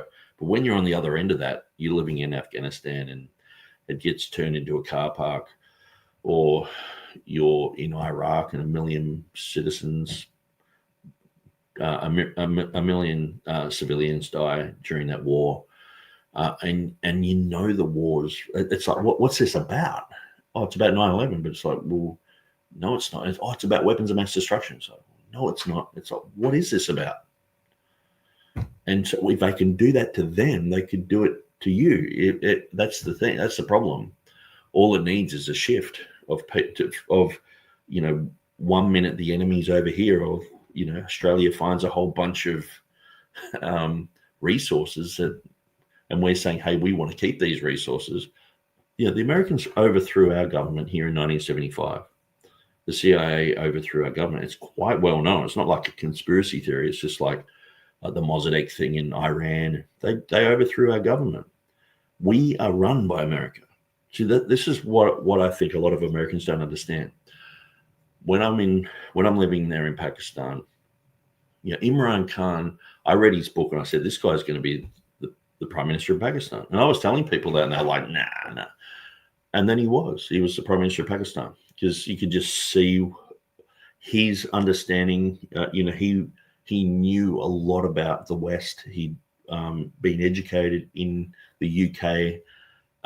He knew a lot about American politics, and he rose to prominence. But then they tried to assassinate him. I think he was shot 5 times. So anyway, he's still in jail in Pakistan. And so I'm watching all this happen. And he said the Biden administration basically overthrew his government. So you've got America involved with Pakistani politics, putting leaders in and out, which can, like, doing that type of thing can just be like, when you have a regime change like that, like in Syria, or, you know, in Libya, in Lebanon, in Yemen, when you just have someone just, okay, we're going to turn everything upside down, that can result in, you know, 10,000 people just died like this. It's just the way things are. And it can be a dangerous thing. I mean, look at the Romans. You know, they had to go through and tax everyone to keep their empire going. This is one of the things in the Constitution. It talks about standing armies. You know, it costs a lot of money to have a standing army, because they're not really producing anything. They're just there. They're costly. You have to buy guns. You have to train them. You have to have shoes and all the rest of it. So there's a whole bunch of cost going toward that. When you've got 1,000 bases, you know, some of these, like at the height of the Iraq War, in Iraq, the main military airport there in Baghdad was busier than Heathrow Airport. So you got to build an airport. Like I mean, the amount of money that takes is astronomical. But these private contractors, and this was warned, you know, this is warned about by, what was it, Harry Truman. He talked about the military industrial complex. And there's also the whole pharmaceutical industrial complex. You know, people in the United States are being sold a whole bunch of medical misinformation, and there are people making a lot of money from that. And so anyway, Boulder's Line says, Sorrow of Empires, who, and so that's by Chalmers Johnson. Bethel, yes. So Charlie Kirk did have a friend, what's his name? Sam Foosh or something? Bethel Church. Yes, Sean. So this guy.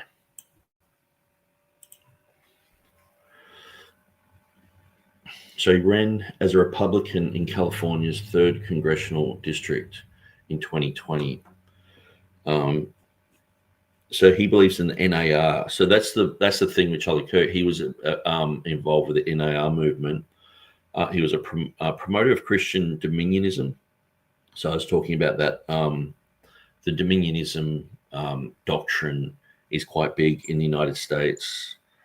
So yeah, this guy is obviously involved with the Jesus culture movement, the band, Bill Johnson. And these guys are usually seen as charismaniacs. You know what I mean? Like in a sense where I've got no problem with someone believing in gifts of the Spirit and all that, but these guys are, the NAR stuff, the Benny Hinns, the Kenneth Copelands, these type of people.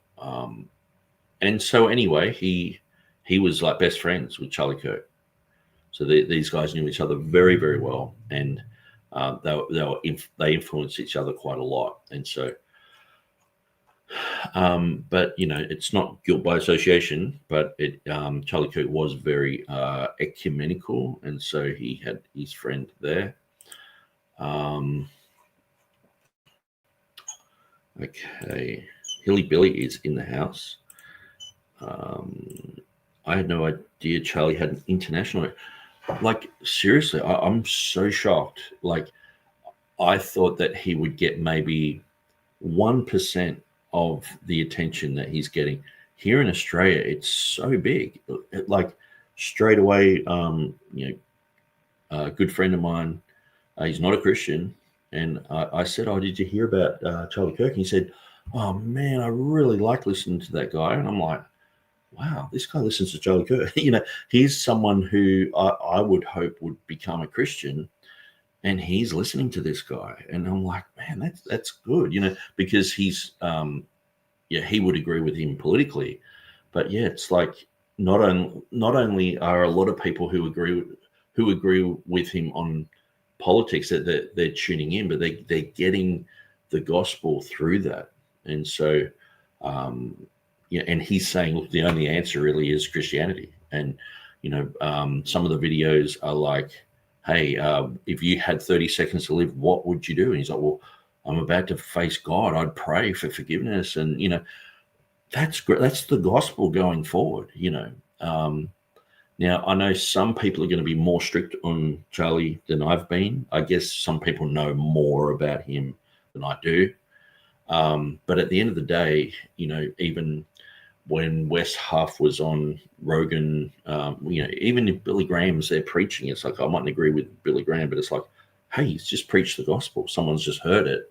That seed can go in there, and so I don't think Charlie was that bad. I think he had a few associations I wouldn't associate with, but I mean, imagine trying to not associate with people and you're that huge in politics. But at the end of the day, it is what it is. So Nicholas Bowling goes to all the college universities and preaches as well. Yes, very interesting guy. And also the guy from Wretched, even though I'm not a Calvinist. And sometimes when he speaks, he can be a little bit like he's on the program and, this type of thing. And it can be a bit weird. But, definitely, making an impact in a lot of these colleges. Bowles Lyons shocked, along with Hilly, that Charlie Kirk had such an influence here in Australia. And I'm like, seriously, guys, I'm shocked at the response here. Like, it's mainstream news here. They're talking about, because what happened as soon as it was announced, of course, you got the left-wing guys mocking it. And so you had Chase's War on Everything, which is like a comedy group, but they actually do a whole section now on against right-wing stuff in the United States. So they talk about Trump, but they never really criticize the left that much, because they're fully lefty themselves. And they're so glad Kamala Harris is going to be running again and all this. And it's like, you sort of gag. But they're a comedy group, and that what they had was Is It Okay Day. So here in Australia, we have Are You Okay Day. So you ask someone, are you okay? If they're depressed, if they're down in the dumps, you ask them, and then, hopefully that can lead into a conversation where someone who is, going to commit suicide or whatever, by someone asking if they're okay, you can go through that with them and you can help them. But they had, it's not okay for Turning Point today or something. And they were sort of mocking the whole fact that he'd just been assassinated. And it's like, guys, I can understand you're a comedy group, but you shouldn't be doing that. Like, imagine if one of their darlings, AOC or something, got shot. But the thing is, there is that mockery on the other side too. Let's just be honest about that. When someone gets killed, who is, on the left or whatever, or something really bad happens to them, I mean, you'll have lots of people howling against that, laughing about it and making memes about it. And it's like, well, that does happen on both sides. I'm not saying that anyone in particular is responsible for that. It's just human behavior, really, But, yeah. So Hilly says that wormy little slug looked about like he was thinking of how to finance his surgery. Glad they caught him. Yeah, it was pretty wild. Now, one thing that I want to say, if you are a Republican in the United States, invest in a drone, for crying out loud. You can have a drone flying in the air for a few hours. You could probably pick up a drone that would do that for a few $100 with a camera on it. So if someone does, like when the thing with Trump happened, I'm like, so they didn't have a drone. I mean, here in Australia, when we have we've got a lot of protests that happen, there are people who film the protests with drones, and so they're just flying the drones around the street to show how big the protest is. We got 100,000 people, and usually the media say, there's 5,000 and there's like 50,000, and so they show the drone, footage. And I'm just like, why haven't they got a drone? Why on earth you got that many people? But even just as a security measure, Trump got shot in the ear. And it's like, where's the drone footage? It's straight away you could go, there's a guy on a roof as well. You know what I mean? Like, just basic security. I mean, to me, it just seems like such open slather for anyone just to walk in and just shoot someone and run away and not get caught at these huge events, especially when you're buddy with the president's son. The president, like, you have that type of reach. Man, there should be way better security. And, I'm just like, guys, anyone doing this type of thing just needs a drone. When we were street preaching, now, I didn't do this for myself because I can usually handle myself. But some of the other guys, they would just put a camera there. So if anyone came up and harassed them or punched them or whatever, and they had to take it further, well, they've got the evidence, Because sometimes it's not so much to get back at that person. It's just to stop that person. So you'd show the police the footage and they can arrest them. And then they're not allowed in the mall or something like that, to protect others. But, man, Hilly says, hope he doesn't get any bail. Sure, the inmates will show him a good time he deserves. Boulder's Alliance says, I've been too busy to pay attention to much as of late. Well, I gave up on politics for like 10 years. The last few months I've been interested in Australian politics because the level of conversation here is it's so low. And it's so predictable, and I just don't know that looking into it is going to be fruitful. And I'm thinking I'm just better off sharing the gospel rather than getting involved with political stuff and trying to hope for change when the whole thing is just this evil big monster. And it's like, do I really think that it's going to change? Well, I guess someone like Charlie Kirk, he believed it was going to change. And I think he changed a whole generation of thinking, which is a pretty powerful thing to do. Charlie says he was younger than my youngest child. Wow, that's amazing. Yeah, for someone who's 30, when they said he was 31, I was like, wow, that's pretty young. Not that I pay too much attention to tell lie, vision, propaganda, always, or social media for that matter. We don't have any television. Yeah, I hardly ever watch TV. I might watch a bit of sport every now and then just to, turn the mind off. Everyone blames the Jews. Yeah, I guess there is, on one side, everyone's blaming the Jews, but then on the other side, where there is obvious, like, hang on, Congress and there's influence of Jewish intermeddling. People don't talk about that. And so I guess sometimes what can happen is people are like, hey, the Jews are getting blamed for everything. Hey, look, I've got McDonald's didn't put a pickle on my burger. It's the and sort of mocking that type of thing. But there are real things.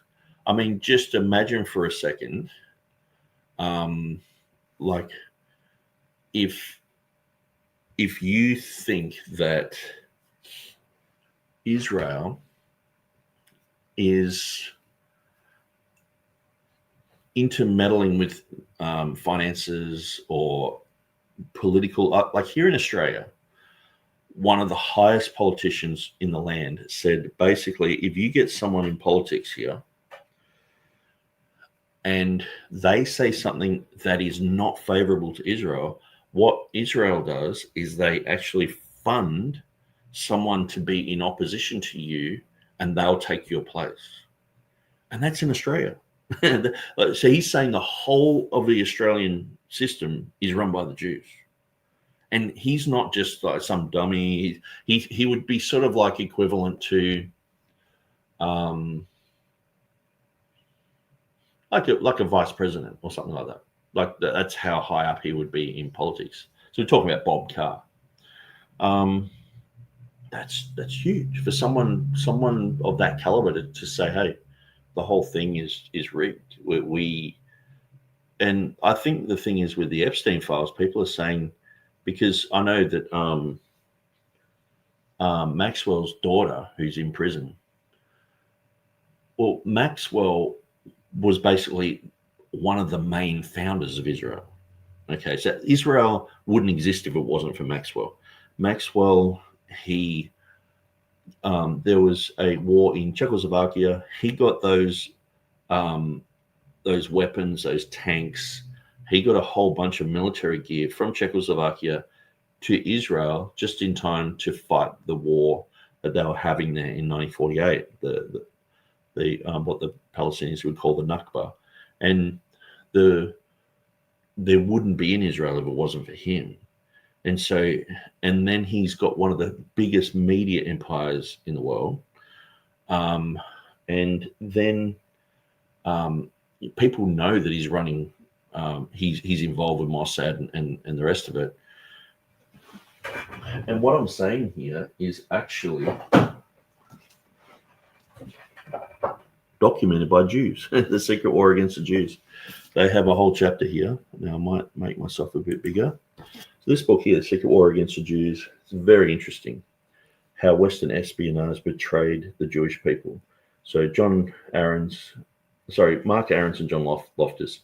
Mark Ahrens, he used to work for the Australian Broadcasting Company. It's sort of like the government, sort of like the BBC, but here in Australia.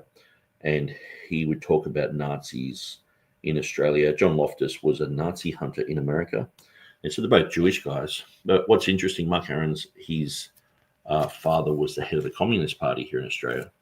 But very interesting read. So they interviewed 500 spies. So KGB, CIA, MI6, MI5.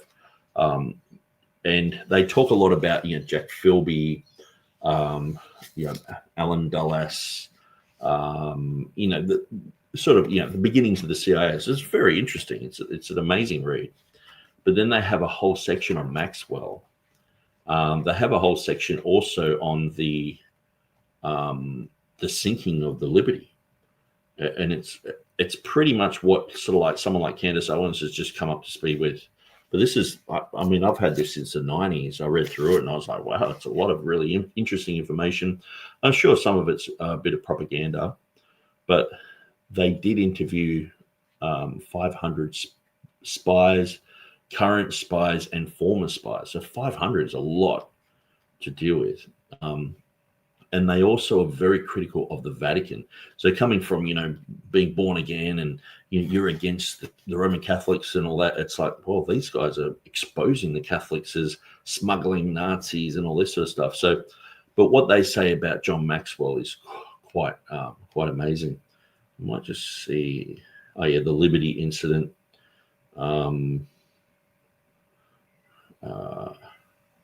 Robert Maxwell's Czech guns, 197. So here we go. Whole chapter on Robert Maxwell's Czech guns. And so what's good on their book, they have they've written the whole chapter, but then they go back and they put 4 main points that we're trying to point out.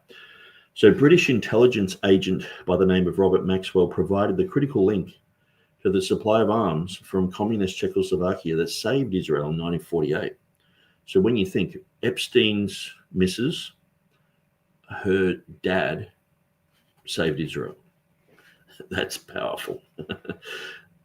Israeli Prime Minister David Ben-Gurion purged the communists in Israel after the Jews defeated the Arabs, and when James Jesus Angleton and Kim Philby, and warned James Jesus Angleton that Kim Philby was a secret communist agent, but was rebuffed for his efforts to secure an intelligence liaison with the Americans. Defense Secretary James Forrestal went insane when his treacherous role inside the Truman administration was discovered after Dewey was defeated and after he was told that the Nazi freedom fighters he had helped Dulles bring to the United States were really red Nazis, that is, communists. And both, so it's not really talking all the way about Maxwell, but it does talk about the history of Maxwell. And some of these guys were also spied, like there was Soviet spies and American spies and spying for the Israelis. So it's quite an interesting read when you go through it all.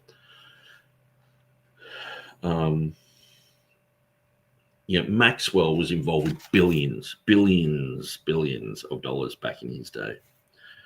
So anyway, very interesting read. That's from 1996, I'm pretty sure it is. Let's have a look. 1994. Wow. So looking at 31 years ago, that book was written, Secret War Against the Jews, written by 2 pro-Jewish guys. And I remember trying to look up information about this book when YouTube was in its infancy, and it was just a really pro-Israel guy sort of saying this is the best book. And I guess because it's the whole concept is, the Jews are being betrayed by everyone. And I guess that was sort of like the narrative for quite a long time. That people are sort of saying, hey, can we question that? Can we push back on that? Will it stand if we push back on it? And so, it goes through the whole Liberty incident.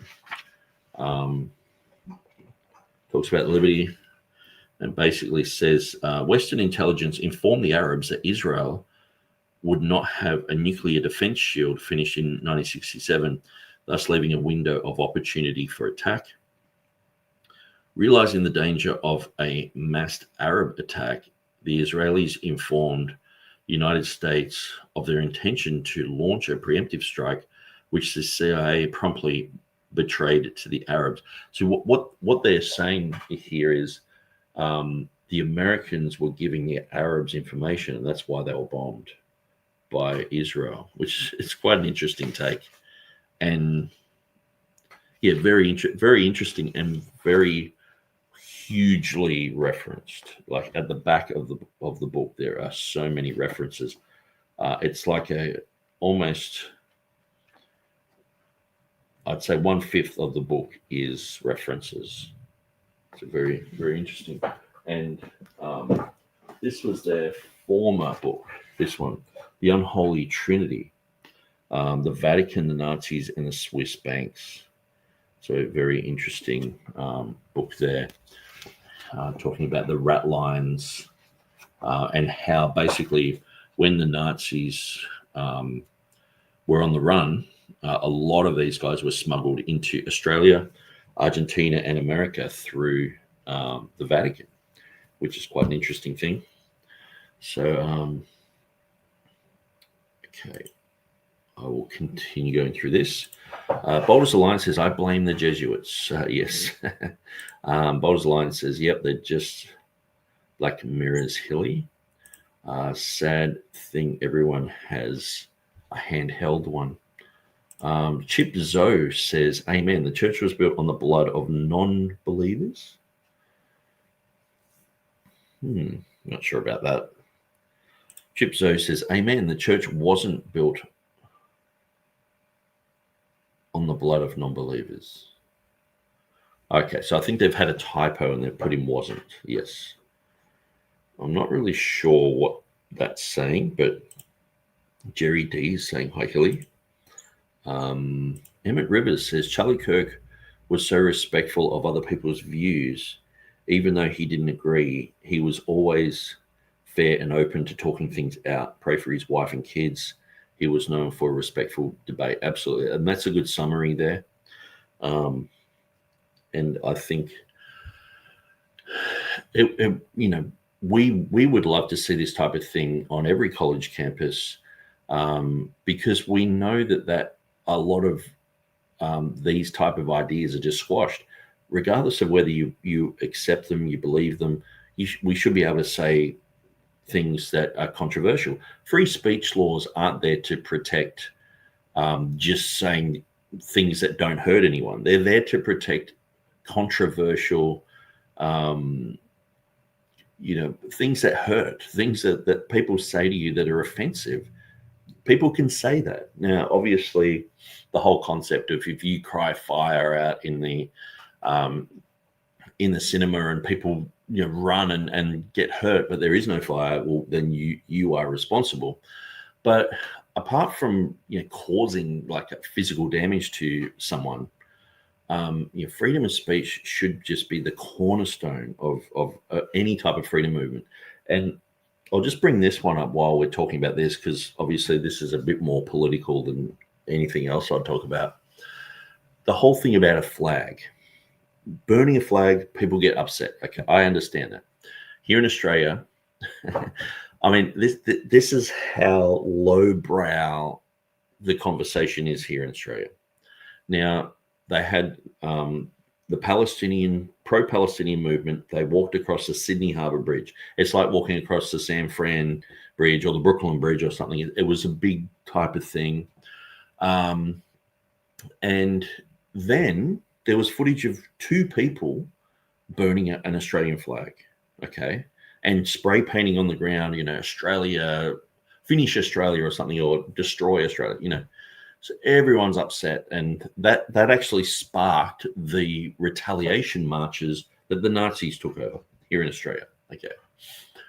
So, but what's amazing, if you look at this footage of these people burning the Australian flag, they are white guys, but like they're white. They're like sour cream. That they look like they're just from the burbs. Nice guys. They have masks on them, so you can't recognize who they are. In the background, no one's there. It's like 2 hours after the rally, so there's a few scattered individuals walking around, and it's just two dudes. And I'm thinking, is this News Corp? Is this Rupert Murdoch? Just got a few people. It's like, if you burn a flag and you're running with that story, because it just so happened to be that a News Corp guy was filming it. And it's like, are they creating this type of media? And then it creates this retaliation march because everyone's like, you can't burn our flags. And it's like, well, people are, well, we didn't burn a flag. You know what I mean? Now, there was another one where a guy was flying an ISIS flag and they proved that he was a terrorist. It's like, okay, well, that's not a good thing to happen. And people were holding up pictures of the Ayatollah behind, what's his name? Julian Assange, who's in Australia, and he's been doing these marches. But the conversation is just so lowbrow at the moment. And so people are saying that, like, the conservative guys, the people who are like Charlie Kirk here in Australia, are saying that if you burn a flag, you should face 1 year in jail. Okay. Which to me, and so many people, like, you've got 99.9% of people saying, absolutely, let's do this. Let's put these people in jail, and they're mad and they're frothing. And I'm just thinking to myself, do you know anything about freedom of speech? Freedom of speech, the cornerstone of freedom of speech, is that you can burn a flag. It's your property. If I make a flag, and it doesn't matter what insignia is on it, I should be able to destroy that flag, put petrol on it. Or what happens if I spill coffee over the flag? Am I in trouble? And I have to get rid of it and burn it? Or does it become like a sacred object, like a page of the Bible or the Quran or something? Because what about the iconoclast? People who don't like statues of Mary, if I end up with a statue of Mary in my house and I don't want it, can I just smash it and throw it in the bin? Or have I offended all the Catholics and I'll go to jail for you? Like, this just opens up a can of worms. And I know that Trump's saying very similar things. I haven't really followed what Trump's saying because I've been looking at what's happening here in Australia. But it seems like whatever's happening in Australia is a reaction to what's happening in America. So anyway, we have this whole flag thing happening, and they've got 100,000 people to sign this thing to say that if you burn the Australian flag, you should go to jail. But what happens in 10 years' time, which is going to happen unless the rapture happens, the political parties will be very, very corrupt. They'll bring in a whole bunch of new COVID laws, and it's like the symbol of the Australian flag would be the government. And we're like, well, I don't like this government, and if you burn their flag, you're in trouble. See, to me, here in Australia, they've actually even banned the Nazi salute. If you do a Nazi salute, you can get in a lot of trouble, okay? Which is so ridiculous. If you want to spot who the Nazis are, they're the ones doing this. It's just like, oh, they're the guys, So then you can pick them out and go, well, they're the Nazis, And how come they've only banned that? What about other types of salutes? What about the communists? What about what Soviet Russia would do, or their insignia? So if you have a Nazi symbol, that's banned.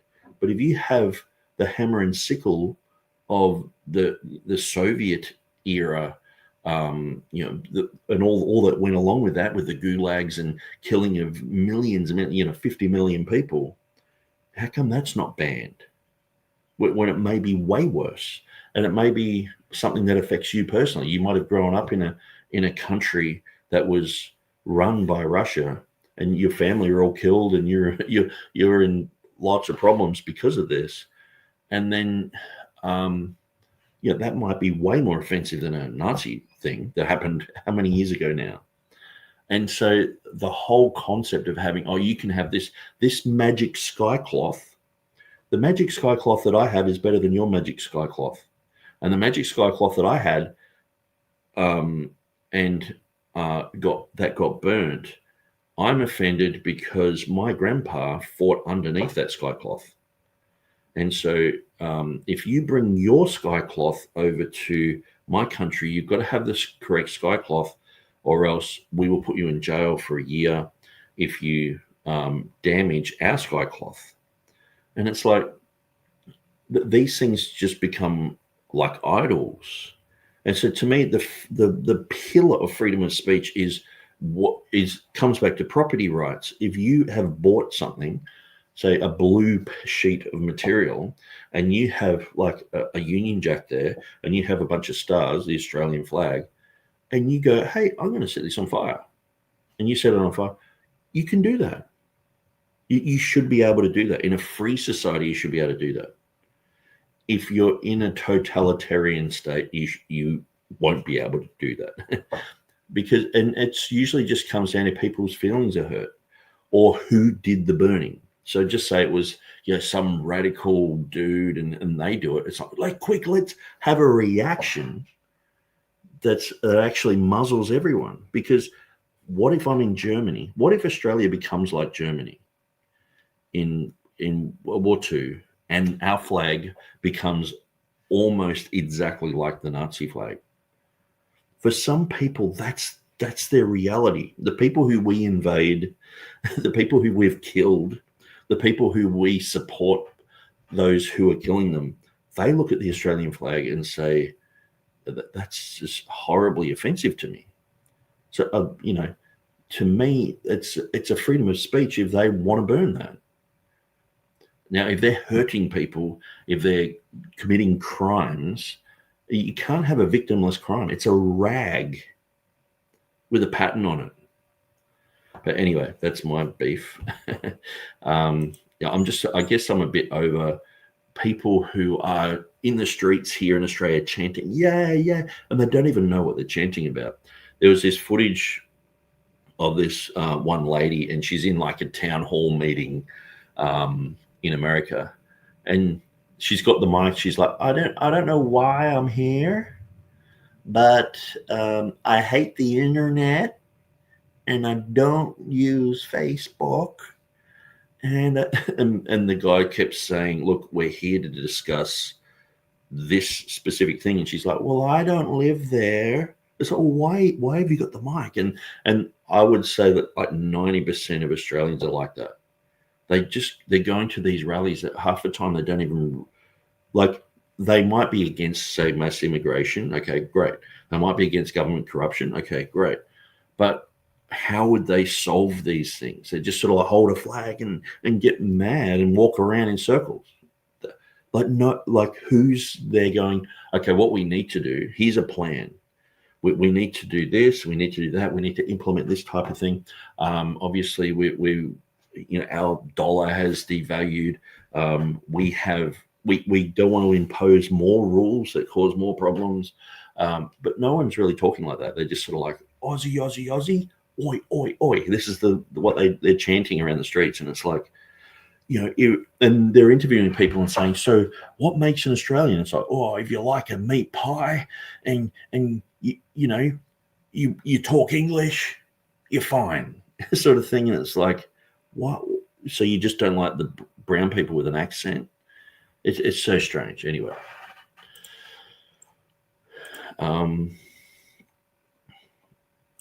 Jerry D says, after what Congress did when someone asked to pray for Charlie, I don't think we have a Christian nation any longer, just pockets of us. I mean, in all seriousness, if someone said to me, is America a Christian nation? I would say probably not. There hasn't been that type of influence since like the 90s, probably the 80s.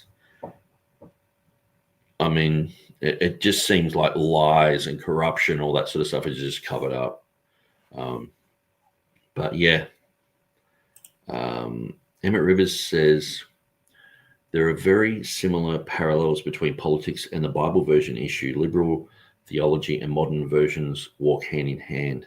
Hate against the King James Bible is like hate against conservative values. Yes, there is a lot of, I do see that with politics, where there's a lot of slander. So basically, you're a Nazi, that's like, you're a King James only sort of thing. And also the fact that it just so happens to be that the translators are all old white guys.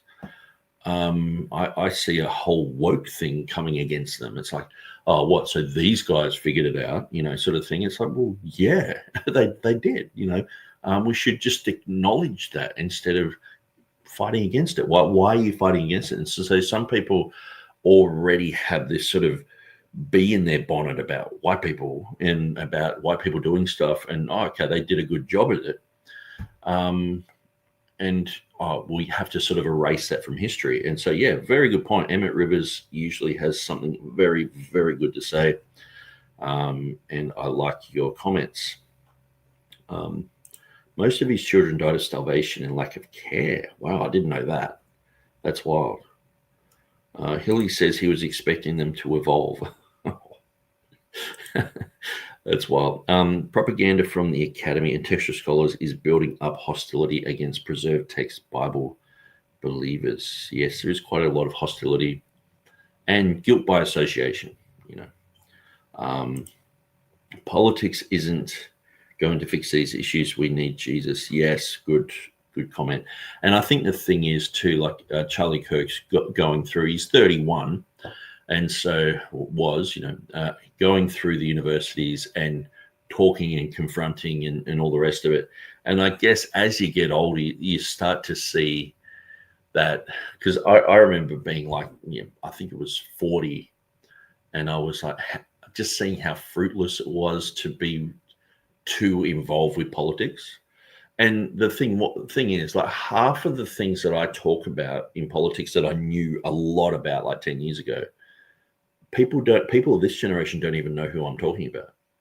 And I like to call the United States of amnesia, because it's almost like what's happened just in the last like 2 months is all that's ever happened. There's no historical context. There's no like, well, this happened and that happened, unless it's like some sort of narrative like a 9/11 or whatever. But most of the time, it's like, well, let's just forget that we went to Iraq, and let's just forget that we went to Afghanistan. Let's just forget that we have Guantanamo Bay, and let's just forget. It's like all this stuff's forgotten, and we're just this lovely Christian nation. The United States of amnesia, not learning from history, and I'm not saying I'm any better. Australia, we're just the 51st state of America over here in Australia. We're just like waving over the pond saying, yeah, we're on your side. We don't really have a military. We are relying on you guys. That's why we give you guys so many favors. We're like, if anyone ever invades us, if China invades us, whatever, we want you guys to come over and help us. Hilly says only Jesus. Bible Highlighter is in the house. Jerry D says there needs to be a revival across America. Yes. Amen. I agree. Hey, Highlighter. So I've already gone for nearly 2.5 hours. So I'm actually gonna read through these comments and then I'm gonna shut it down. Hilly, they were just organisms to him. Whew, that's heavy. To Charles Darwin. Highlighter says, I was overcome in the spirit in sadness to pray for his family to give them strength. Oh, man, it's a heavy thing. It's so heavy. I watched the footage of him getting shot, and I've probably seen it 10 times. It just comes up in your feed, and it's like, I didn't really want to see that, but you sort of have to see it, and it's tragic, man. Yeah. He left them 50 pounds of bird seed, expecting them to grow beaks. Okay, talking about Charles Darwin. Jerry D says, I went to my knees as soon as I heard I pray for America because of what may come next. Hilly Billy says it's coming, Jerry. And, I do believe in the pre-trib rapture and all the rest of it, but I do see that there's a lot of things happening. I mean, if you followed what's just happened in Nepal, straight away, my default is like CIA overthrow. They've just overthrown the government. Make it look like the people did it. Whenever they make it look like the people did it, like the Arab Spring, it's like the Arabs are doing it. It's like, no, it's CIA. Emmett Rivers says Bible making industrial complex is just like the military industrial complex. The more Bibles they make, the more confusion and doubt is sown into the hearts of men. Yeah, that's true. And unfortunately, what's happening in America, that the military industrial complex is actually demasculating a lot of people, because, if you're fighting against a Hitler, you know what you're fighting for. When you're fighting, you're in Afghanistan and protecting the poppy fields there, and it's like, man, no wonder so many soldiers come back with PTSD, and they're like, what were we doing there? Why are we there? You know, and it's because of empire. It's like being in the Roman army. It's like, why are you fighting against these Visigoths or the Germans or whatever? Half the time you don't know what you're doing. Just some Caesars clicked his fingers and you're in that direction and you're just doing what you're told. And so it's part of expansion. It's part of empire. Helg is in the house. Charlie Kirk was a very important voice of our time.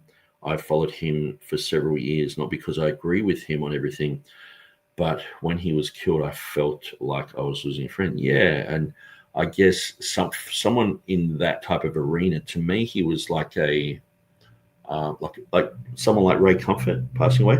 Now, I would expect, like, if someone like Ray Comfort passed away, I would expect the Christian community and a few other people to go, oh, yeah, hey, that's bad. Or if he was killed, you know, if someone attacked him and killed him. But when Charlie Kirk has, you know, the ramifications of what's happened here with him being assassinated, I've never seen anything like this. So many people are talking about Jesus. So many people are talking about the Bible. People aren't just showing his political clips. I'm just seeing saturation point of people showing his clips about him talking about Jesus. So it's quite an interesting thing. And I guess it's like when the Passion of the Christ movie came out. It was like everyone's going to see this thing, and it's heavy. I mean, even though Mary pops her head up every 10 seconds, it's like, oh, whatever. But it's like, man, it's a heavy movie. It shows you Jesus dying on the cross, and it's like, man, like so many people at that point in history were polarized and just seeing Jesus die. Like, I remember taking some young guys to go and see it, and one guy was just like, that was like watching a horror movie, you know, like of what happened to Jesus. So I was like, yeah, it's heavy. I took a few other friends to go and see it. One guy who was illiterate, he couldn't even read the subtitles.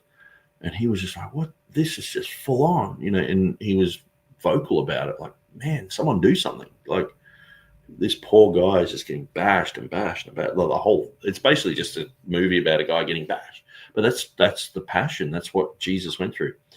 And I guess looking at that time, looking back at it now, that was a time when everyone's polarized and they're made to look on Jesus.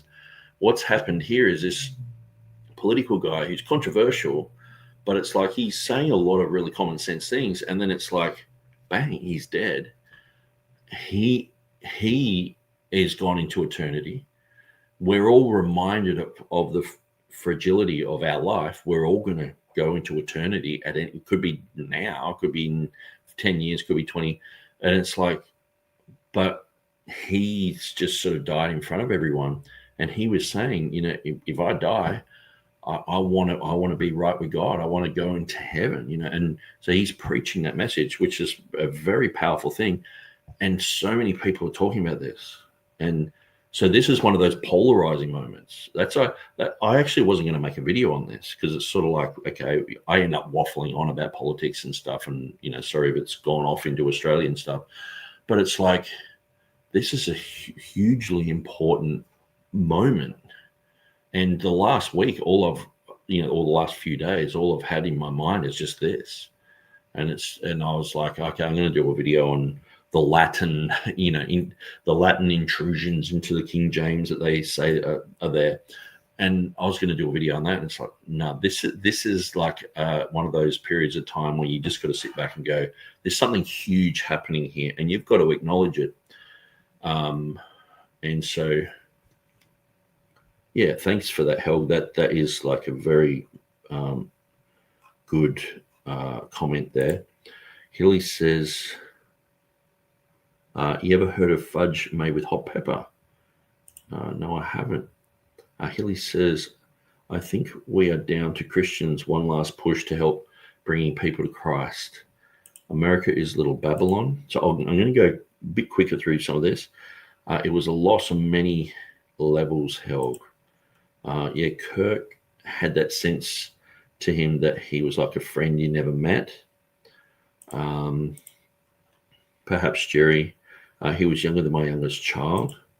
I hear you, Helg. Emmett Rivers says, yes, Helg Emerson, it was like he was one of us. We all felt it. Guessing Hilly wants more fire fudge.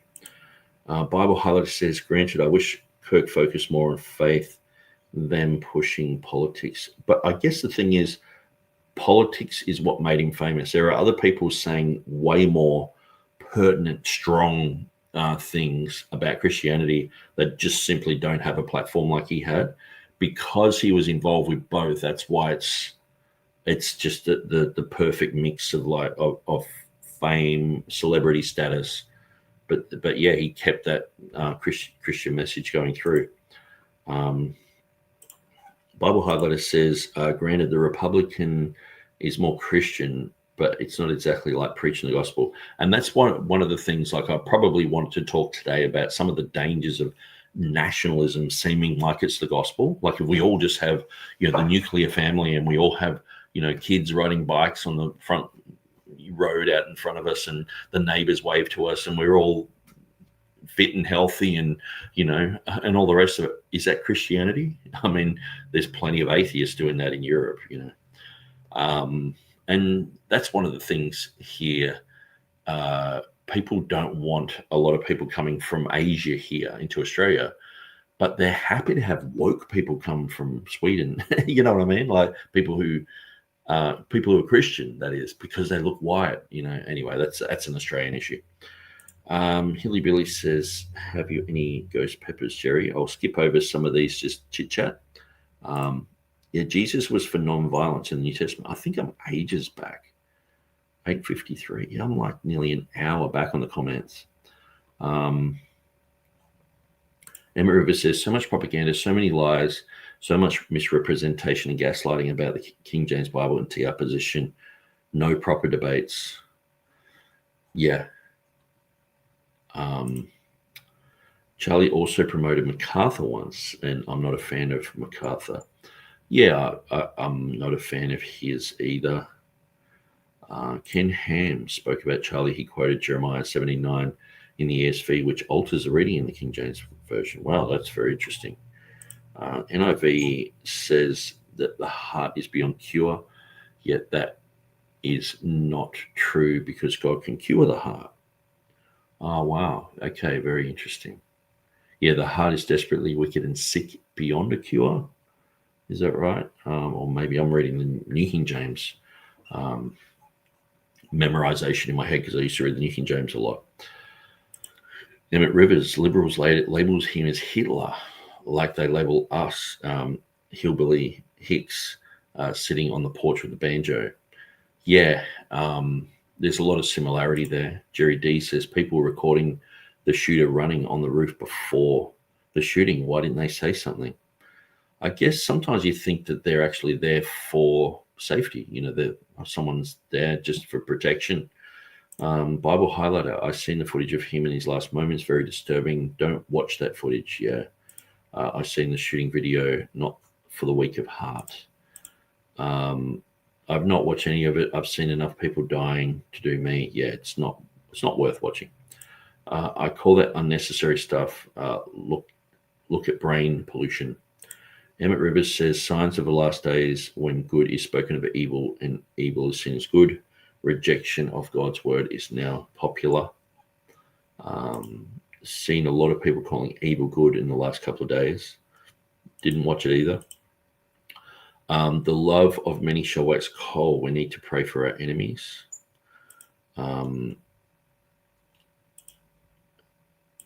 meaning even the bad in this scene for Jesus to change his heart. Well, see, that's one of the things is I'm sure if Charlie Kirk, could say something, he would say, hey guys, I know this guy shot me. I know he's everyone wants him punished and all that. It's like, pray that he gets saved. And that's the whole thing about the gospel. It's like, you got to reverse things every now and then and go, yeah, Jesus was praying, God open their eyes, Father, forgive them. They know not what they do. And it's like, Christianity is powerful, man. Paul had his believers persecuted. That's it. That's probably the best comment.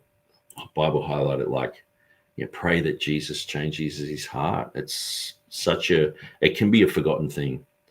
Now I've actually got somewhere to go, so I'm trying to go through these comments, so I'm going to skip over some of these. Yeah, Hilly says not seeking revenge. We're to hope that all get saved. Oligarchs, you say, Nick, billions and billions. What was it? George W. Bush. They said 10 Brazilians died, and he's like, how much is a Brazilian? Time to feed the alpacas. Thanks for having me. Cheers, Jerry D. Bold as a Lion, Unholy Trinity sounds like a good read. Okay, I think I've hit the bottom of my comments. Wow. Permafrost. Is the right versus left paradigm one big psyop, though? Seems to be happening in every country, like the same script. Yes. Here we have the Liberal Party, which is actually supposed to be the Conservative Party, and the Labour Party, which are like they are all sort of wokies and all the rest of it. But yeah, and there's no real third alternative. And like in the United States, there's just two parties. So yeah, it makes you wonder if it's all designed. Mark Goff says the Apostle Paul suppressed the gospel until he got saved. Hey, who knows? Imagine praying for this guy and he gets saved in jail, and he ends up like fully repenting and becoming like a Charlie Kirk guy doing podcasts in jail. Like, well, that's what we're to hope for. And that's the thing about Christianity. You can't hate anyone. You know, as much as we want to, it's a natural human tendency to just go, let's just destroy. You know, if you watch the Mary Faye Tucker videos, I mean, there's so many videos out there of forgiveness. You know, Johnny Lee Clary, head of the Ku Klux Klan, who I knew personally, he got converted by a black preacher. He burnt his church down twice. And when he got converted, he rang the guy and said, oh, I've become a Christian, you know, and the black preacher was like, well, come and share your testimony in my church. He's like, well, where is it? And he's like, well, you burn it down twice. You know where it is. And it's like he went there and preached, and it's a powerful story. That's what the gospel's about. It's about forgiveness. We need to forgive this shooter. Jesus died on the cross for that shooter. How's that? How's that? And that's what Charlie Kirk would say. If you could give him the mic, if he could come back in spirit and give him the mic just for 10 seconds, he'd say, hey guys, Jesus died on the cross for that guy too. That's the power of the gospel. Following Truth, LJ says, Shalom, I'm late. Great man, taken. So sad. I don't care what you believe. No justification for that. Yes. Emmett Rivers says, thank you, Nick, for making this video available to others. This is definitely a turning point, and I'm glad you saw it. Yeah, no pun for turning point. But yeah, definitely this is one of the biggest things I've seen in like 10 years for just opportunity for people to go, hey, let's talk about this thing. Talking about politics, talking about freedom of speech, and talking about Christianity. It's like everything we really want to chat about. Okay, so I'll shut it down. God bless you guys. And yeah, pray for the shooter. That's what Charlie Kirk would want you to do. He would want, just as much as you're upset with Charlie Kirk getting shot there, God is not willing that any should perish, but all should come to repentance. Pray for that guy. Pray for those lefties who are doing all, hey, Charlie Kirk's dead, let's celebrate, and all the rest of it. People do stupid things in life. Let's pray that they can get convicted of their behavior. They can see their sin, and they can see the stupidity of what they're saying. Anyway, God bless you guys. We'll see you again soon.